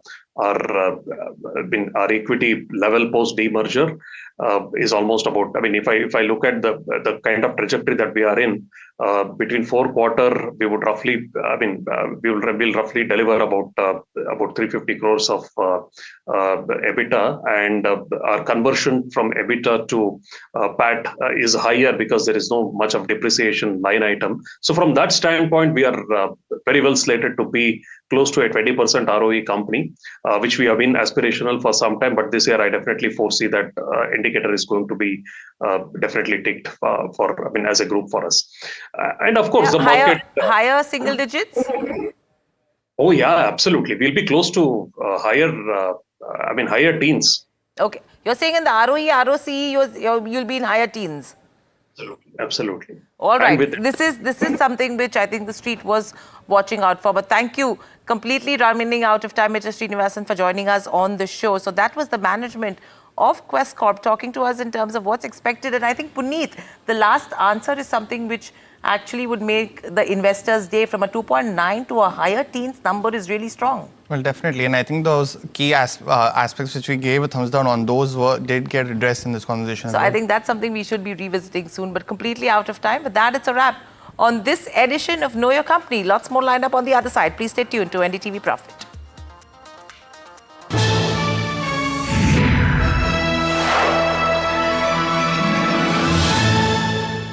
Tech has changed. So should your tech show. Any point in your mind a thought of something, as you mentioned, cooking or all of these other things? As a child, I enjoyed playing tennis. So I always thought that, okay, I'd love to be a tennis player and play at Wimbledon, but I didn't even reach state levels.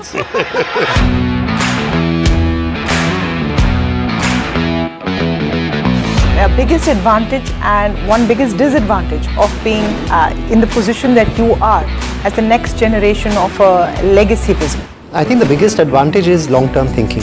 A negative, sometimes the perception of family businesses from the outside can be one where it lacks professionalism. The next generation in a family business is the most important generation for the future of that business.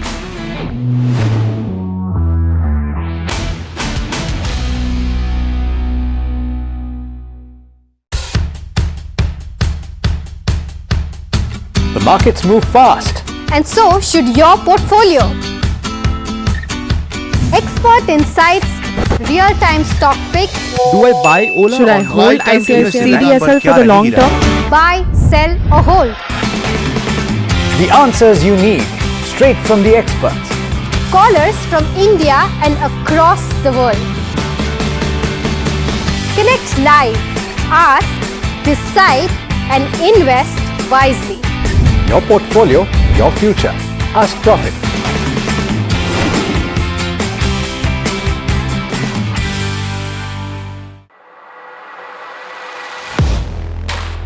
Do you really know the company you invest in?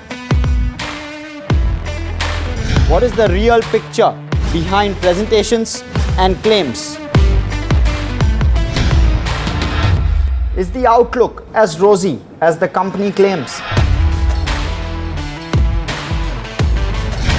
Know Your Company, powered by NDTV Profit Research, shines a light on the biggest stock market movers.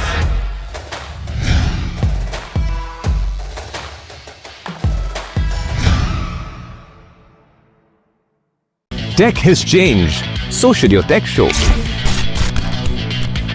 Any point in your mind a thought of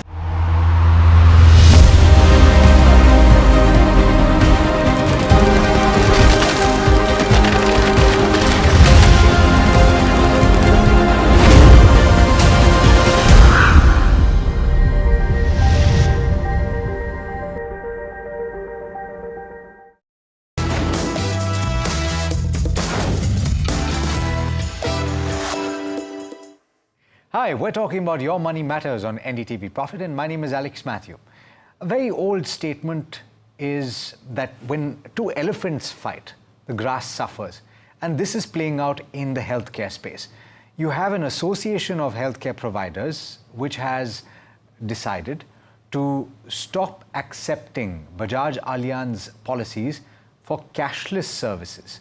Now, if you are new to the healthcare space and if you're unaware of how health insurance works, this will not make a lot of sense to you, but a lot of people will know that a cashless facility is where you go to a hospital and you don't have to pay out of pocket.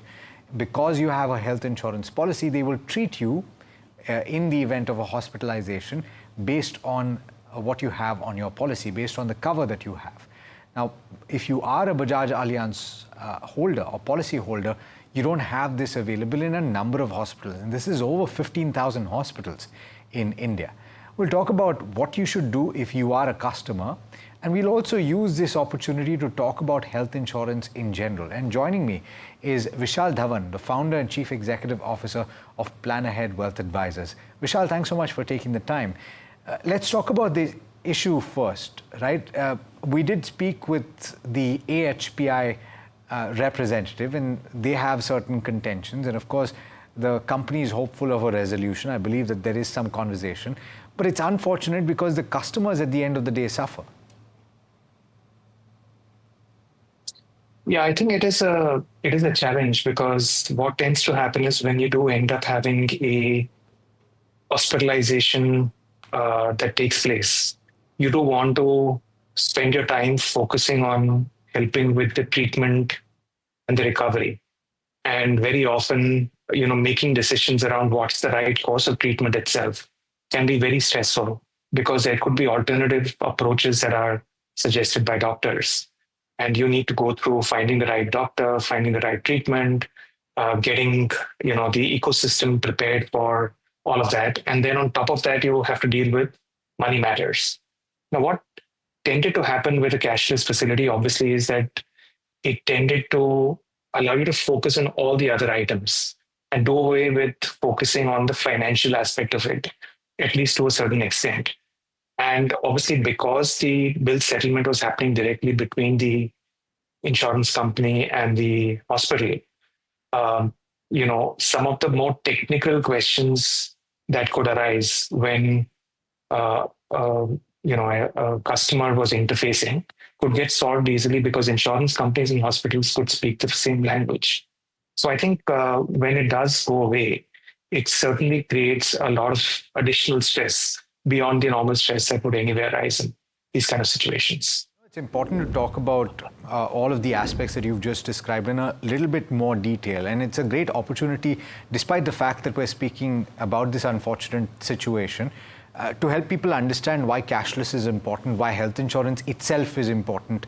So, Vishal, in your experience, when you go out in the case of a hospitalization without a cashless service, what is the kind of situation that you find yourself in? Because you have to have money, first of all, available with you, because a hospital, though they're not supposed to ask for this, will ask for a deposit. If it's not a state-owned hospital, if you go to a private hospital, they can deny you treatment if you don't have the money available to you. Is that right? Yeah, so typically hospitals will ask for a deposit, to be made available immediately. And obviously what ends up happening is that you have to have access to that money.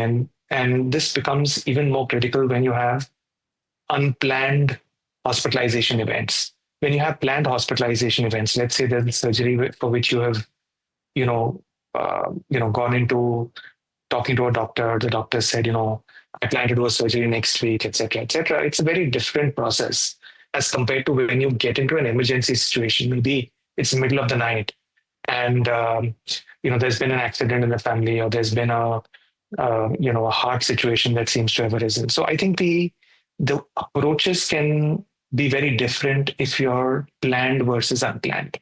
But nevertheless, whether you're planned or unplanned, you need to have money available.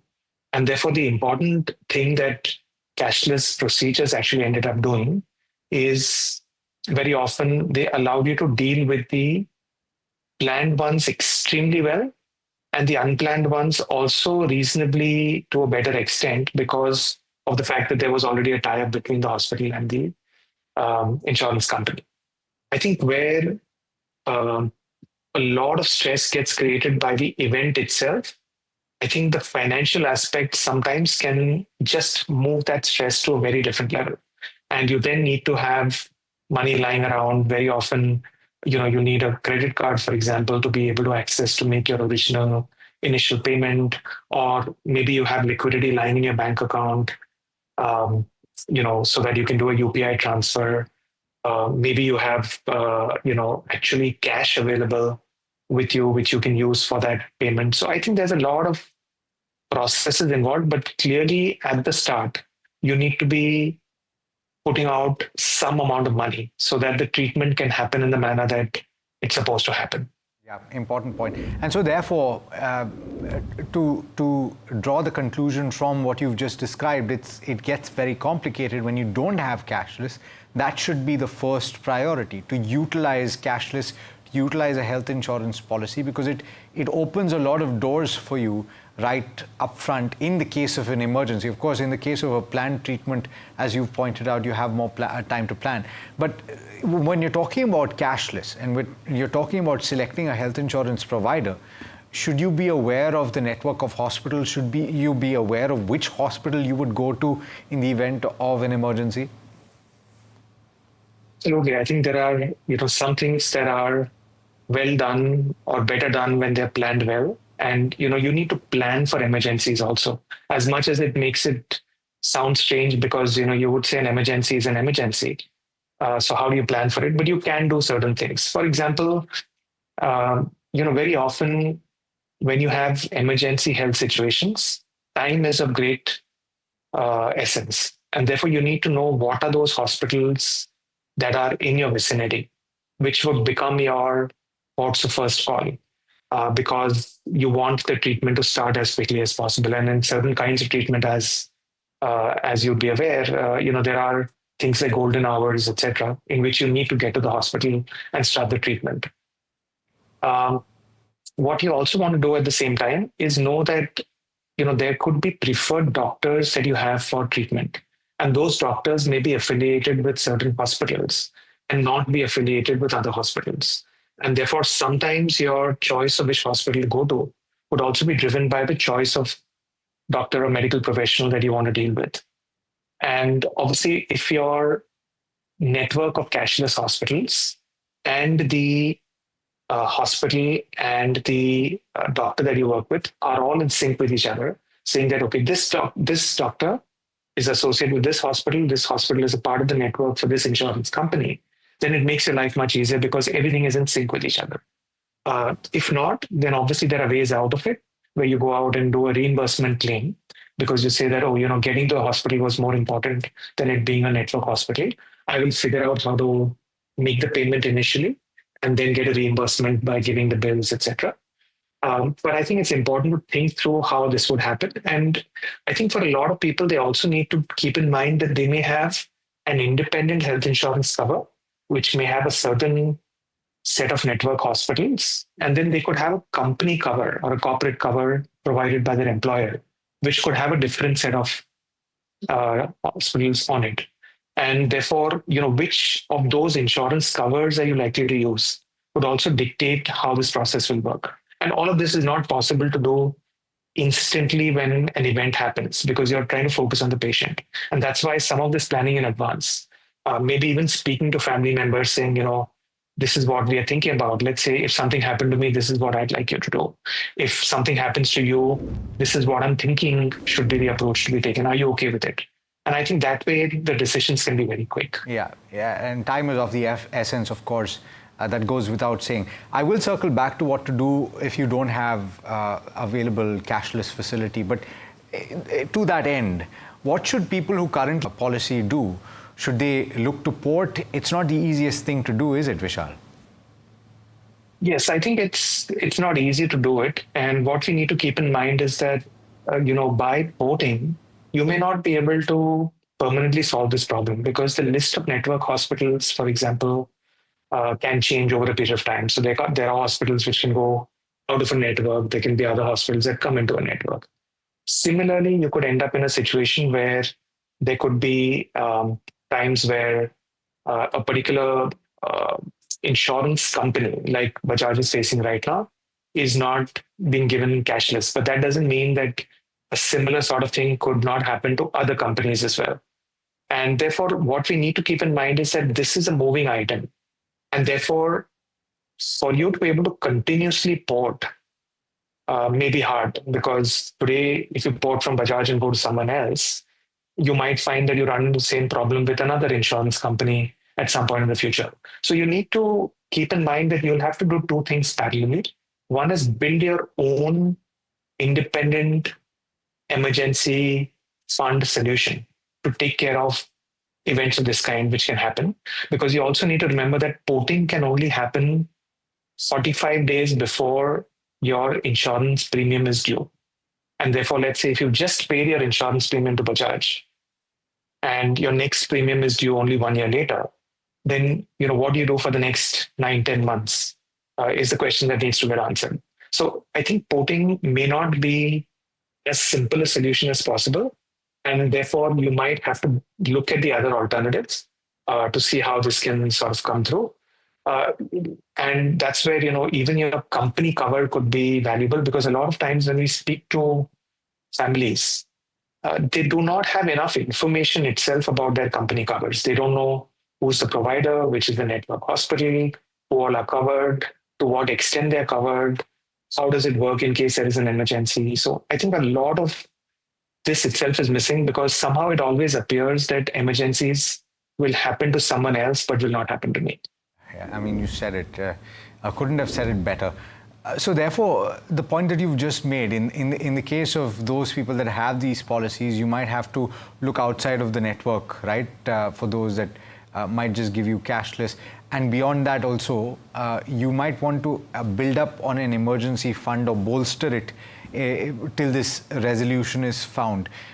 But let's talk about how that is constructed, because Vishal, it's not the easiest thing for a lot of people to do. And I've often asked this question, and frankly, I don't think that I've gotten the best solution here, right? Because if I go to somebody who's 25 or 26 years old and I tell them, look, you're going to have to save 6 months worth of your expenses, they have universally looked at me funny. And they've said, what do you mean? I can't take care of this week's expenses. How do you expect me to set up that kind of a fund? Is there an answer here? I think it's a real challenge, because what ends up happening is, obviously when you're younger, your probability of having that emergency for yourself reduces. It doesn't mean it can't happen, but it just is a lower probability. And I think that's where it's important for family structures to be thought about in the right manner. So you could find that there could be families where there are dependents.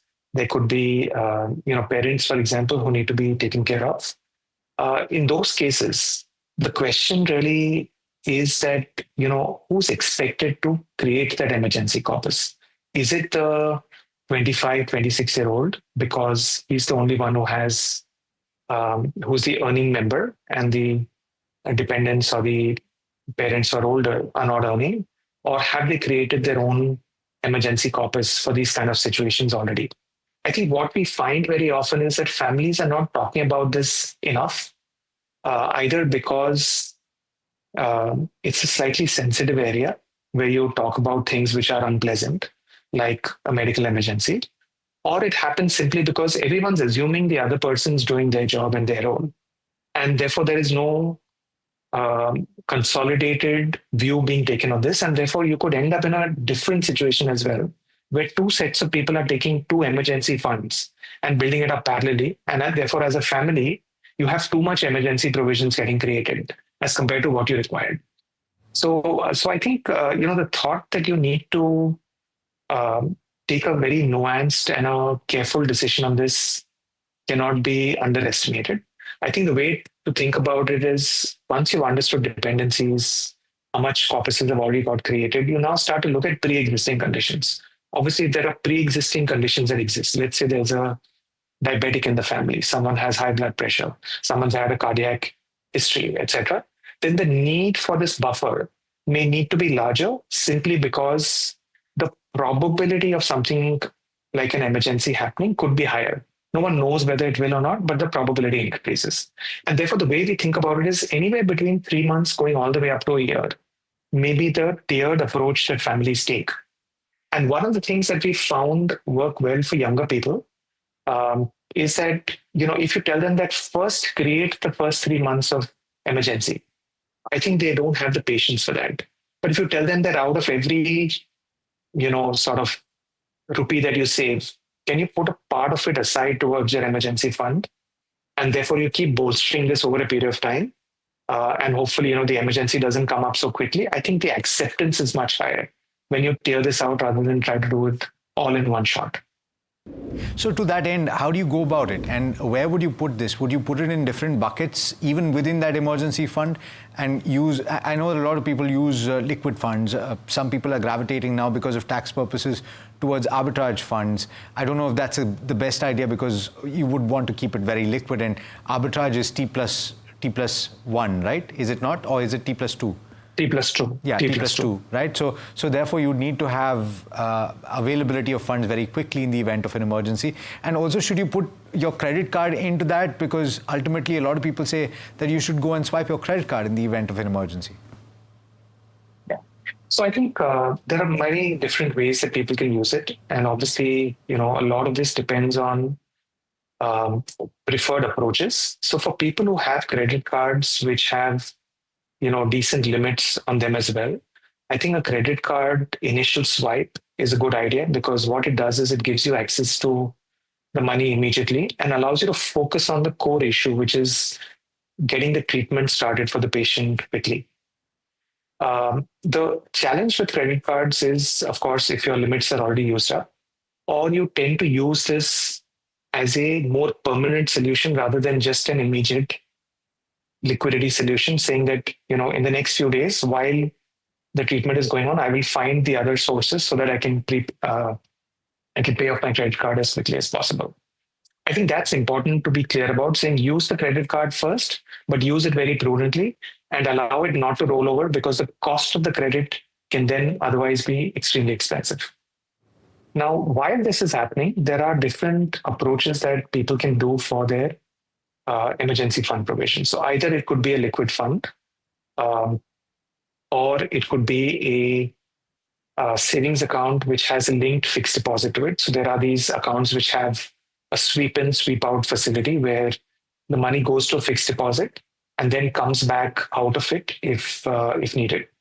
There could also be the use of arbitrage funds, like you mentioned, or there could even be investors who are using short-term debt funds, saying that the volatility on the instrument is going to be very low, and I don't know when this emergency is going to happen. So, rather than being in a liquid fund instrument where my rate of return will typically be lower, I'm okay to park a part of it into a short-term debt fund as well. What some people also do is they create credit lines. For example, against a fixed deposit, you can create an overdraft credit line, which will only come into play in case of an emergency. So there are different approaches that people can take, and there is no one size fits all on this, because it depends on the tax bracket of the individual. It depends on their own discipline of using that credit line only for emergency purposes and not using it for shopping, for example, saying that for me right now, shopping at Ganpati is an emergency because I need this new wardrobe, or I need to travel, or some of that. So I think that there needs to be a very customized approach taken to the emergency fund without not creating the emergency fund because you're confused. I think our suggestion to people is that if you're confused, give up 1% or 2% of returns and just park the money aside so that in the case of emergency, you have money available. I love that you said that with such a straight face. The unavailability of clothes in your wardrobe during a festival is an emergency. It certainly is for a few people, but I guess from the perspective of managing your money, the emergency we're talking about is very different. Vishal, final point, and this is going to put all of what we've spoken about into context. Ultimately, people have limited resources. And so they have to put things in an order of priority. And we've discussed health insurance, we've discussed an emergency fund. How do you layer that in the order of priority? Of course, a lot of people say that you need to have health insurance even before you think about investing. Yeah, so we certainly agree with that thought that there is a need for health insurance to be there. And I think the important part about health insurance is also to define how much health insurance do you need. I think one of the things that we see happen very often is that sometimes there are tick-offs that happen just saying, do you have an emergency, do you have a healthcare fund? A health insurance policy? Answer is yes. The question is it adequate? If you're in a large city and you have an emergency which is large in terms of healthcare requirements, is a 50,000 rupees or a 1 lakh rupee cover going to be enough? So I think you need to get to getting the right amount of health insurance as well. Do not depend completely on your company health insurance cover because of the fact that you may not always be employed. And there can be times where you're between career shifts and therefore exposed if something happened to you. It's also important to keep in mind that health insurance is not just for you, but for everyone else that you may need to support financially if an event happens. So it could be spouse, children, parents, in-laws, siblings if they're dependent. So you need to look at all of that comprehensively. Once you've got the health insurance piece right, that's your way to knowing that hopefully my finances will not get into a mess because of a health emergency. Now I have to address the liquidity issue, which through a cashless process I could have addressed because I could get the cashless to take care of it. But if I don't have cashless, then I need to ensure that I can get liquidity available, or there might be certain things that my health insurance company does not cover at all. Certain illnesses for a certain period of time, or within the expenses as well, there may be certain consumables which are not covered, etc. So that's when it becomes important to start thinking about your emergency fund as well. And we need to keep in mind that emergency funds have multiple uses. They're not just for healthcare. They could be because you lost a job. They could be because there is suddenly someone who's very close to you who requires some money. And you need to step in to support it, or would ideally want to support it if you could. So that emergency fund is not just a healthcare provision. It can be used for multiple purposes. And then you get to investments. Like I said, for a lot of people, doing this one after the other can be very stressful. So for those sets of people, sometimes you may choose to do this concurrently, though it's not ideal. Got it. I think it's been a fantastic conversation. Thanks so much for joining in, Vishal, and for speaking to me on this show. Taped out at a semiconductor laboratory in Mohali. Imagine college के students, universities के students chip design करना और उस chip को manufacture कर पाना. दुनिया में बहुत कम universities हैं जो इस तरह का claim कर सकती है, और दुनिया में बहुत कम देश है जहां पर इतनी बड़ी संख्या में स्टूडेंट्स को latest modern semiconductor chip design tools available है. वो उसको यूज कर रहे हैं, यूज करके चिप्स डिजाइन कर रहे हैं, और चिप्स डिजाइन करके उनको मैन्युफैक्चर भी देश में कर पा रहे हैं. बहुत बड़ी ताकत बनने वाली है भारत के नौजवानों की.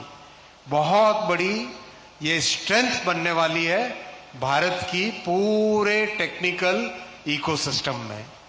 और ये विजन है प्रधानमंत्री जी का, जिस विजन के कारण आज भारत एक उभरता हुआ सेमीकंडक्टर हब बन रहा है. और इसमें गुजरात का बहुत बड़ा रोल है, क्योंकि गुजरात ने सबसे पहले सेमीकंडक्टर पॉलिसी बनाई, और उस पॉलिसी के साथ साथ उसका बहुत रैपिड एग्जीक्यूशन भी किया.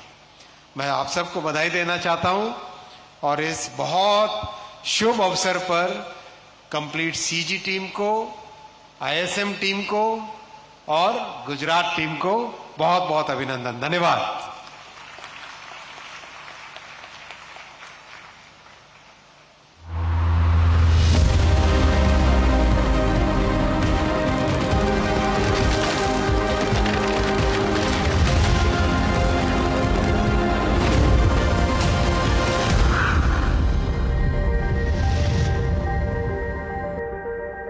Tech has changed. So should your tech show. Any point in your mind a thought of something, as you mentioned, cooking or all of these other things? No, as a child, I enjoyed playing tennis. So I always thought that, okay, I'd love to be a tennis player and play at Wimbledon, but I didn't even reach state levels.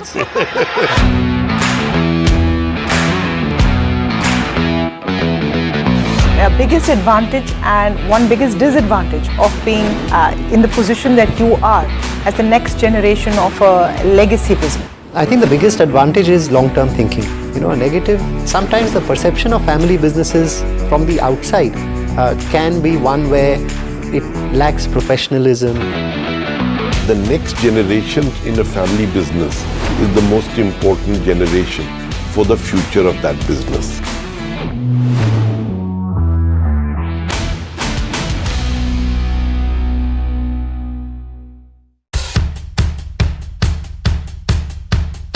The markets move fast.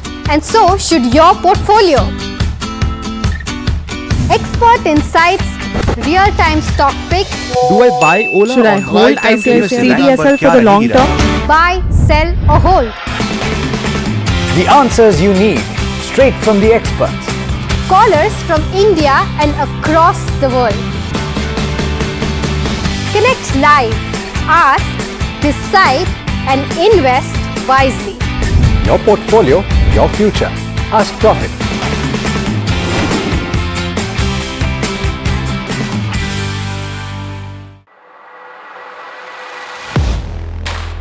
Do you really know the company you invest in? What is the real picture behind presentations and claims? Is the outlook as rosy as the company claims? Know Your Company, powered by NDTV Profit Research, shines a light on the biggest stock market movers.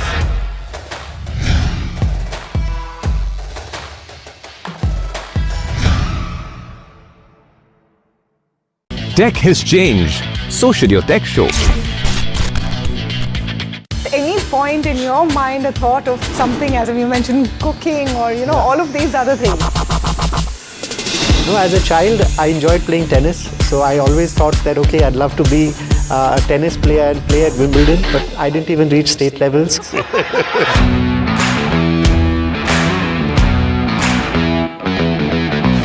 Biggest advantage and one biggest disadvantage of being in the position that you are as the next generation of a legacy business? I think the biggest advantage is long-term thinking. A negative, sometimes the perception of family businesses from the outside can be one where it lacks professionalism. The next generation in a family business is the most important generation for the future of that business.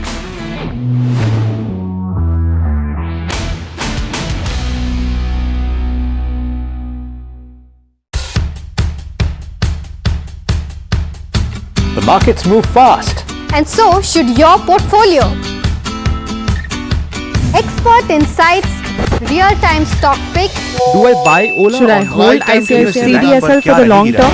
Buy, sell or hold. The answers you need, straight from the experts. Callers from India and across the world.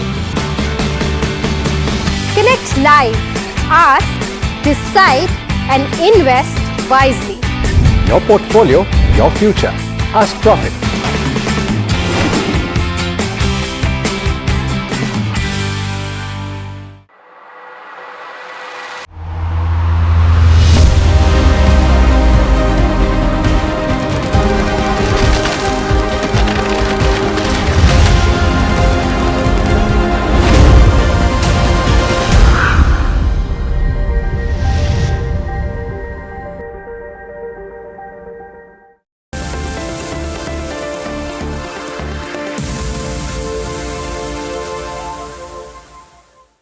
Well, the US has imposed 50% tariff on India, and with this tariff kicking in, the textile sector is expected to be one of the most impacted because of this. Now, to discuss the same, we are today joined by Pallab Banerjee, the MD of Pearl Global.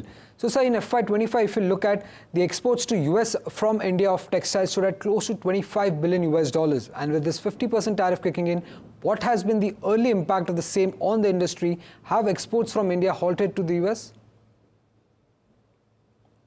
So, it has not halted as of yet. But what's happening is the current production, which was already happening, because if we talk of garments, especially the apparels, it's a fashion product. So it's done season-wise. And this is the time when India, normally, or across the world, US actually places the spring and summer products at this point of time, which are supposed to be delivered in the month of November, December onwards. And it reaches the store, that means it's on sale in the month of February, March onwards. So this tariff, the timing of the tariff has come in such a point of time that this order booking, new order booking is definitely under pressure. The retailers and the brands of US who buys from US, almost $6 billion of apparel is going out of India. So they cannot absorb this extra 25% of tariff. In fact, if you look at it from the competing countries like Bangladesh, Indonesia, Vietnam, and all the other countries who manufacture apparels, India is at 50. So that makes a gap of almost 30%. And the penalty that we're talking about out here on top of our existing 25 is another 25. So both ways, if you look at it, India is not competitive by approximately 25 to 30% additional tariff. Now, if this is the impact which the retailers and the brands cannot absorb, so they are putting two conditions on the apparel manufacturers of India.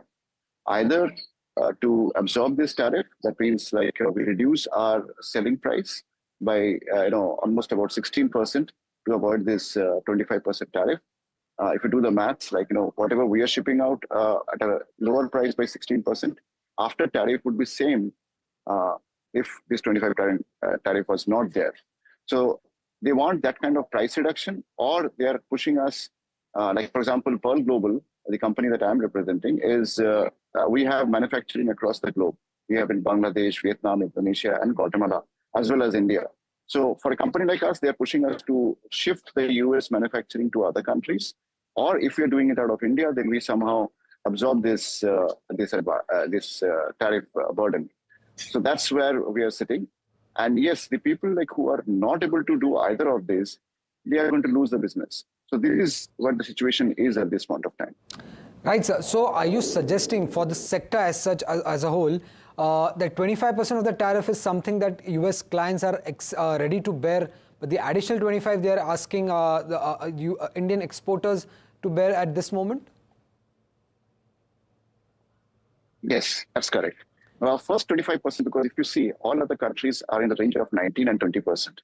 So the difference is less, 5%, although like India will have a uncompetitive by about this 5%, which even it can work out. If India-specific product, which is easily available in India, but is difficult to make in other countries, so that 5% can be shared between the two businesses, the clients and the manufacturer or the supplier from India. But when you talk of a 20 or 30% difference, then it is not possible. So this is what the situation, how it is being played. Right, sir. As you were mentioning that the other Asian countries have a lower tariff, but what about China? Do we still have an edge over China? And what is the loss of share that you're expecting can happen if this penalty of 25% continues for a long time? So you see, like, Indian industry was expecting that most of these, or not even Indian industry, but also the US industry, was expecting that China as a country, like, who will have to bear more penalty. And they were getting ready to shift a lot of business into India, because the whole China plus one that we have been talking about or hearing from US and other countries. So now what has happened is suddenly after this final tariff of, which is kicking in on 27th of this month, that's yesterday, India product attracts a 50% tariff, additional tariff over the MFN, which you used to pay, every country used to pay. And China has to pay about 30. So India is in a disadvantage from China today, even with this latest tariff. Because China got an extension for this 90 days, which India didn't get. So in that situation, India is now at the highest level along with Brazil for tariff into US. Right, sir. And right, you can continue, sir. Oh, you had a second part of the question. Sorry, I missed that. Can you repeat the question? The second part was on how much loss or market share loss are you expecting for Indian exporters compared to other Asian exporters and China if this tariff continues? So China has been very, very competitive, despite the tariff which was placed on China by the earlier Trump administration when he was there in 2016 to 2020. And now again at 30% and less than, even let's say consider that India is 25 and China is at 30%. In that situation, China will be able to absorb because in that country, there are a lot of these benefits that the government is giving to the exporters, specifically to generate more of, because their economy is all export-led economy. So because of which they have been very, very competitive in the US market. So what we expect is that at this point of time, if India remains at 50% for, let's say, even for 3 to 6 months, I fear that India will lose a major share of this business. The 6 billion may come down to hardly about 10 or 15% will remain in India. Because why am I saying this? Businesses, big businesses like ours and others, some of others, we may absorb this for one season, but cannot be prolonged to absorb because none of the businesses are having this kind of margin to continue like this. So that's the biggest fear at this point of time. So we are looking forward to some kind of solution. In fact, I heard Scott Bessent, the Treasury Secretary, yesterday said that the discussions are on between India and the US, and we should have a solution soon, right, I guess. Right. Yes, there have been multiple discussions, and as you were mentioning that, yes, margins are at a single digit for most of the players in this industry, so it will be quite difficult for them to bear the brunt. But I just wanted to understand here, has the industry, or is there any talks between the industry and the government, any kind of subsidy that is expected to come in to protect the industry at this moment, given the fact that textile is one of the most labor intensive sector at this moment, and if India continues to lose the business, it would be quite negative for the jobs industry as well. Yes, because textile industry or the garment industry definitely employs a lot of first generation of workforce if it comes from farm or from home to work. And, operator working in a garment factory can be trained in a period of maybe 30 to 45 days, reasonably well, so that she can start work on it. And also it employs the maximum number of women. So definitely it's important to India to have this sector.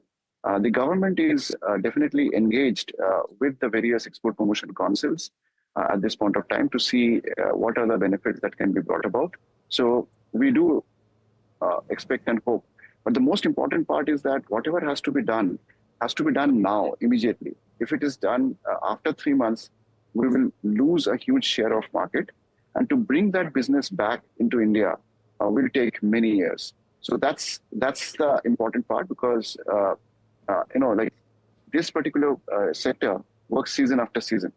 So we are at this point of time, spring, summer is the peak season for the Indian manufacturers.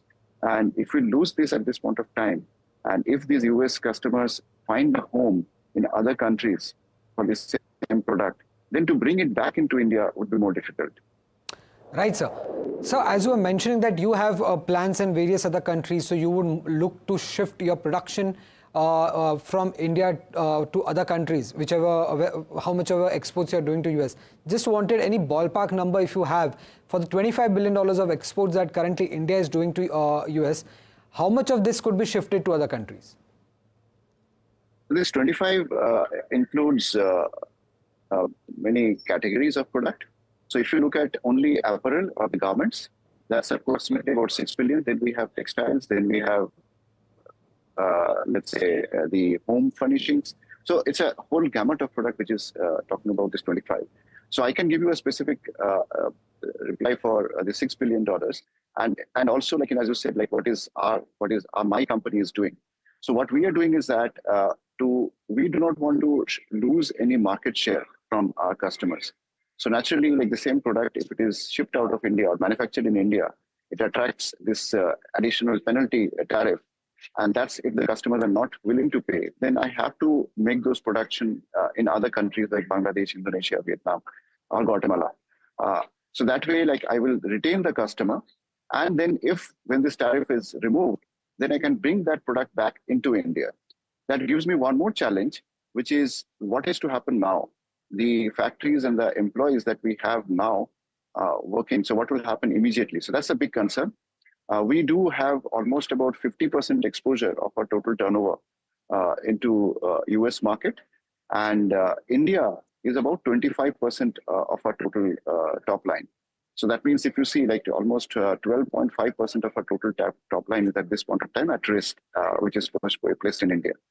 So this business have to be replenished by some other goods, other customers for markets like Australia or Japan or European Union and UK. So these are the places that we would be looking into. UK and European Union had a FTA, which are basically a free, almost duty-free agreement with some other countries, our competing countries as well. So India was not so strong in these countries, whereas Japan and Australia, we enjoy an FTA. So that means we are as competitive as any other country. So that's something like as an industry, I have to look into. So yes, Pearl Global is definitely more ready, I would say, compared to some other players who might have a very high exposure into US. So that's the big concern that India and the government and the industry bodies or the councils have to immediately address. So that's the situation on ground as of now. Right, sir. Just one last question here. Assuming the 50% tariff continues for India for some more months going forward, then are you confident, or do you think that Indian exporters will be able to make up for the business loss from US by exporting to other countries, the countries that you were mentioning, we have FTA or other emerging markets as well? So the problem with emerging markets is that it doesn't have the scale and it doesn't have the price points. So US is attractive. That's why, like, US and European Union, these are the two big markets, which has got the size and the depth. European Union, definitely it's many countries, but US is one single country, and the brands and the retailers are quite substantial and very well organized out there. So that definitely is more attractive for the Indian manufacturers and other countries' manufacturers to supply to US. Now, if you take out US from this whole equation, then it's definitely challenging because the margins and the scale and the volume that is there may not be existing in other. I think comparison you can talk about is European Union, followed by UK, and followed by, let's say, Japan. Then comes Australia and all other countries, like whether it is the big countries or if you go to the South America or African countries. So those are like still not in comparison to the attractiveness of these markets. So that's the reason, it's a challenge at this point of time. And anyway, like if you want to build it up, it takes time. For example, Japan always look for zero defect kind of product. So the infrastructure that is needed has to be higher. So we as a company have been working on it for the last 5-6 years. So now we have a reasonable equation with Japan. But again, to scale it up from where we are today to make the full capacity of India into these markets will take a little time. More about, I would say, a timeline of at least about a year. So the challenge is immediate. What happens to the next 6-8 months? This is for Pearl. And if I talk of, in general, the rest of the industry, if this readiness is not there, most probably the immediate solution would be to shut down or to scale down. So that's the biggest worry. Right, sir. Well, thank you, sir. Thank you for joining us and explaining the impact of this 50% tariff on the industry and Pearl Global currently. Let's get him in, Mr. Jalan, Managing Director, Ramkrishna Forgings. More importantly, viewers, a veteran in this space who has looked at multiple such cycles. Mr. Jalan, I dare say, is this cycle or is this piece of this additional 25% punitive tariffs and the uncertainty around it very different from any of the past cycles that you would have seen?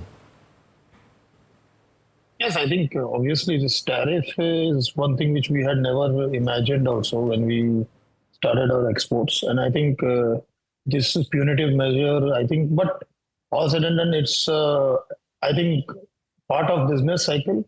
And it's going to go away. I think we are very hopeful that in coming months or days, maybe that because US does not have a capacity to manufacture forgings as a low-cost country, and I think it will sooner or later realize, and this punitive measures are going to go away.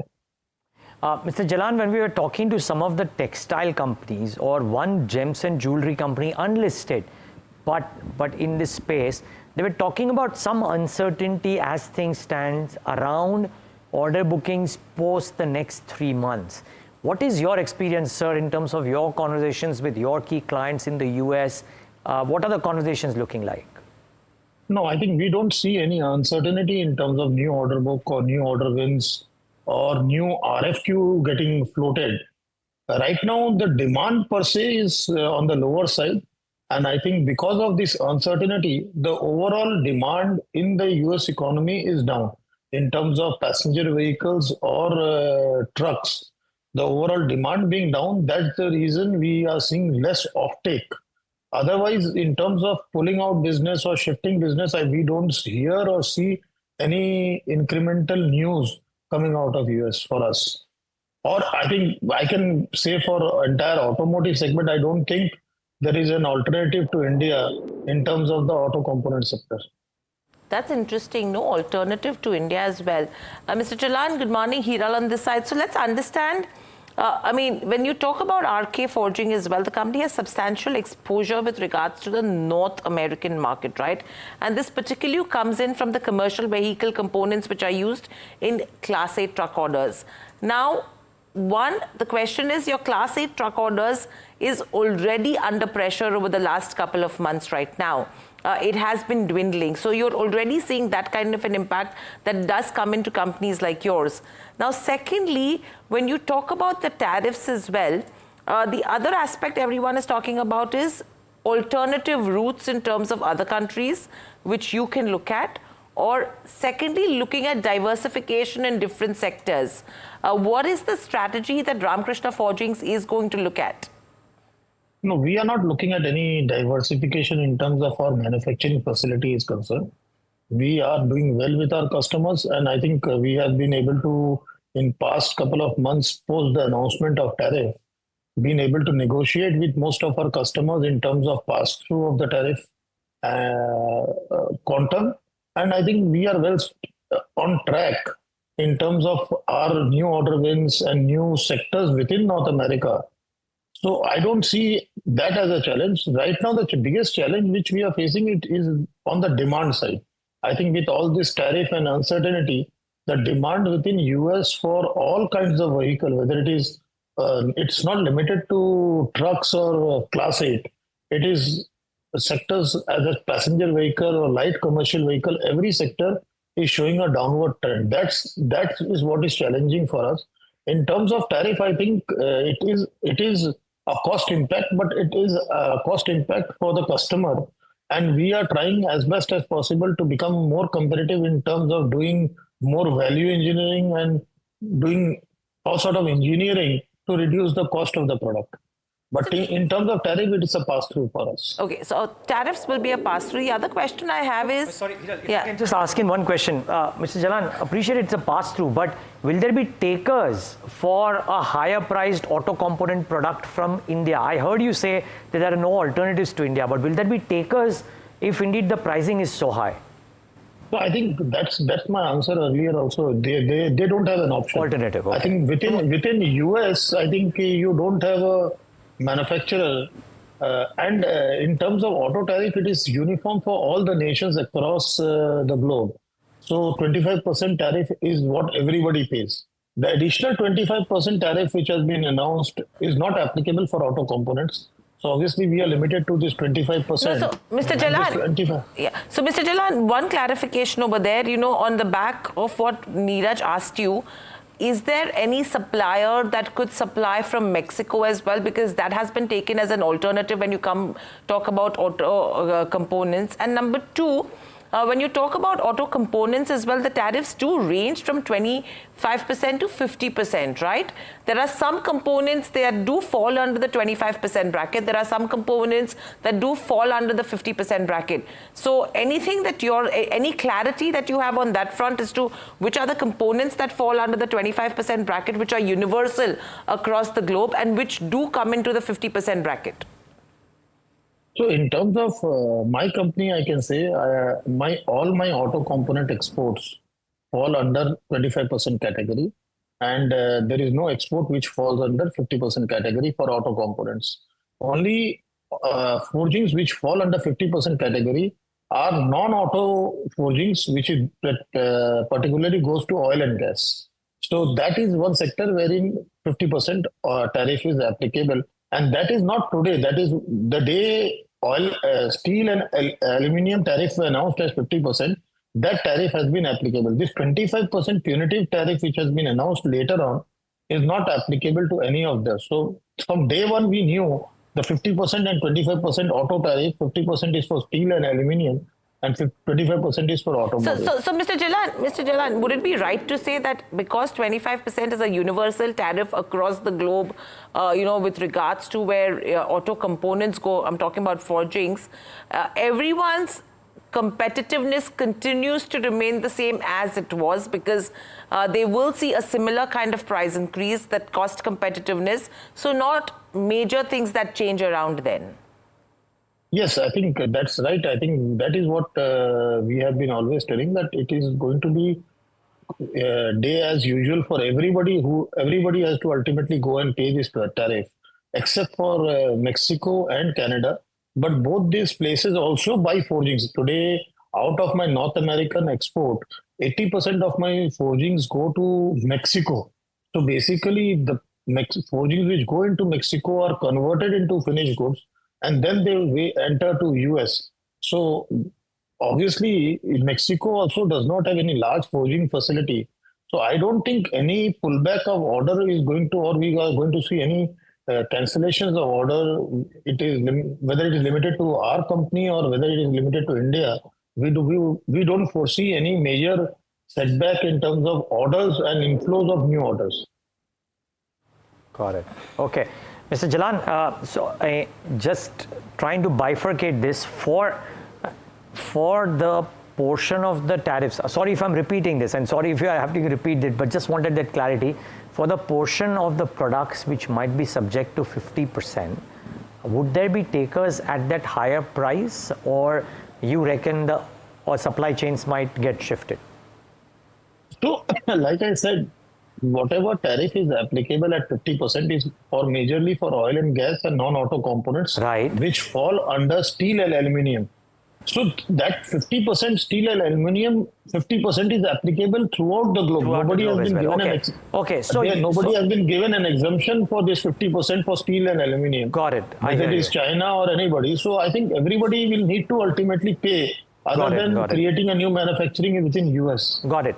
Okay, just one more question, Mr. Jalan, from mine at least, and which is just the natural course of diversification that any business would want to do, and maybe that gets heightened, not because there is a tariff that is looming, but because of the nature of the conversation that has happened with other sectors, that you might want to diversify away from a point of concentration into other areas.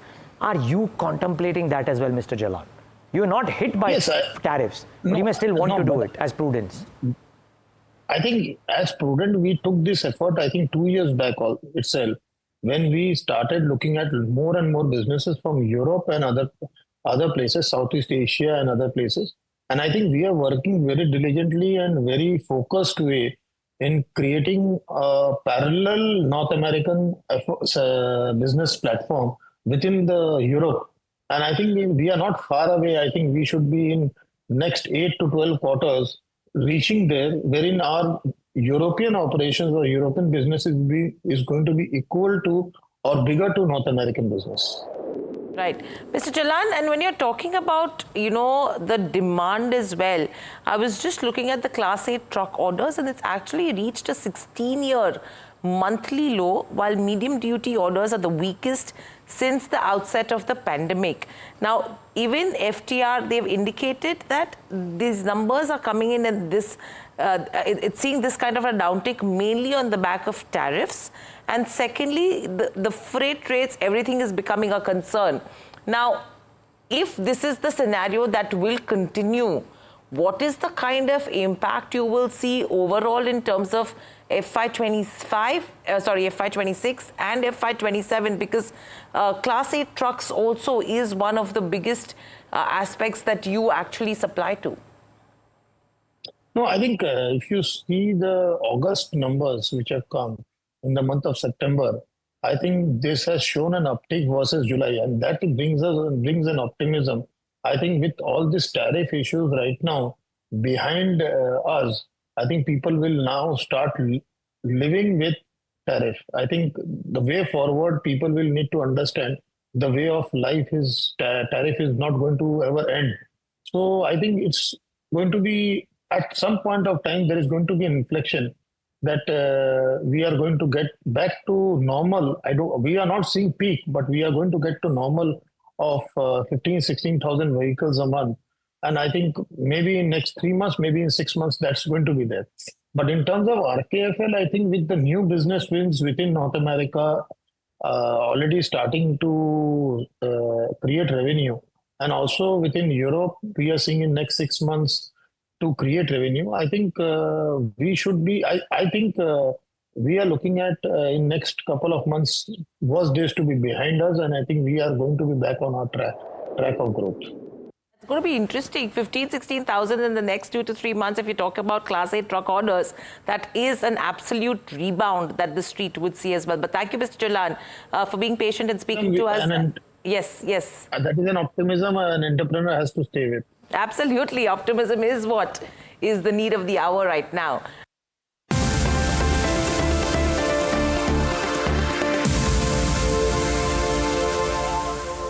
Tech has changed. So should your tech show. Any point in your mind a thought of something, as you mentioned, cooking or, all of these other things? No, as a child, I enjoyed playing tennis. So I always thought that, okay, I'd love to be a tennis player and play at Wimbledon, but I didn't even reach state levels.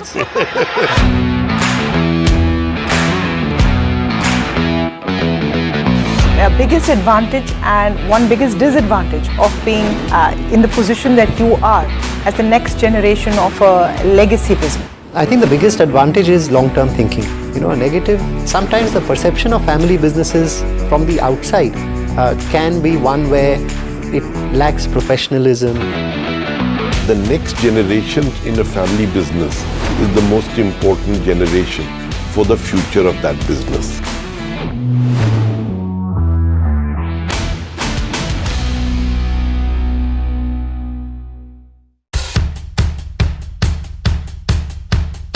The markets move fast. And so should your portfolio. Expert insights, real-time stock picks. Do I buy Ola? Should I hold CDSL for the long term? Buy, sell or hold. The answers you need, straight from the experts. Callers from India and across the world. Connect live, ask, decide and invest wisely. Your portfolio, your future. Ask Profit.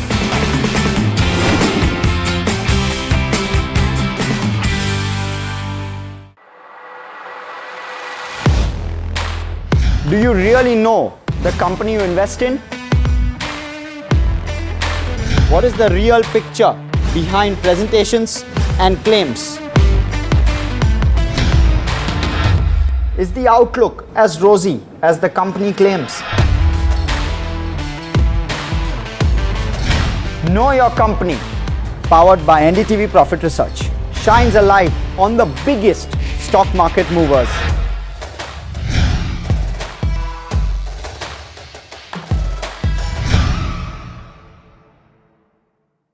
Tech has changed. So should your tech show.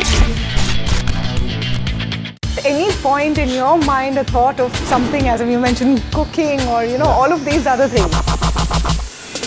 No, as a child, I enjoyed playing tennis. So I always thought that, okay, I'd love to be a tennis player and play at Wimbledon, but I didn't even reach state levels.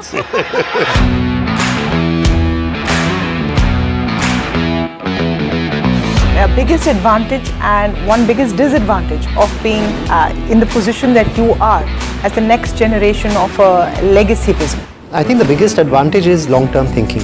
A negative, sometimes the perception of family businesses from the outside can be one where it lacks professionalism. The next generation in a family business is the most important generation for the future of that business.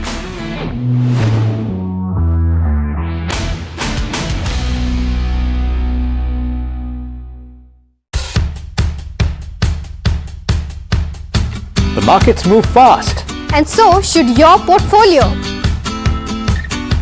Expert insights, real-time stock picks. Do I buy Ola? Should I hold CDSL for the long term? Buy, sell or hold. The answers you need, straight from the experts. Callers from India and across the world. Connect live, ask, decide and invest wisely. Your portfolio, your future. Ask Profit.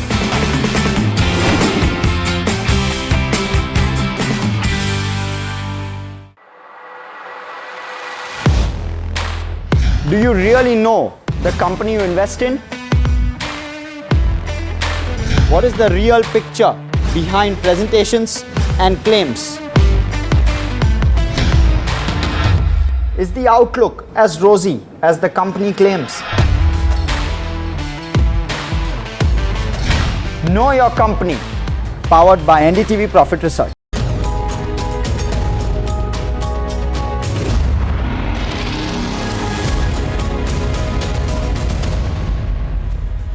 Good evening, you're watching The Big Question. I'm Sanjana. What started as a hopeful promise to dramatically boost US-India trade quickly spiraled into one of the toughest tariff challenges that India has faced in recent memory. Now this evening, what we're going to do is unpack the unfolding story behind the tariffs, how geopolitics turned the tables, with Russia punished, China contained, and India pressured as a rising power in the Indo-Pacific. We'll explore the immediate impact on India's industries, the cushioning effect of domestic reforms like GST, and broaden the lens to contrast India's treatment with US policies towards other global players like Russia and China. Because viewers, as India stands as this very critical crossroads, this conversation needs to dig deep into whether these tariffs represent a crisis to be feared or a catalyst for urgent economic recalibration and strategic resilience. Let's get right into it.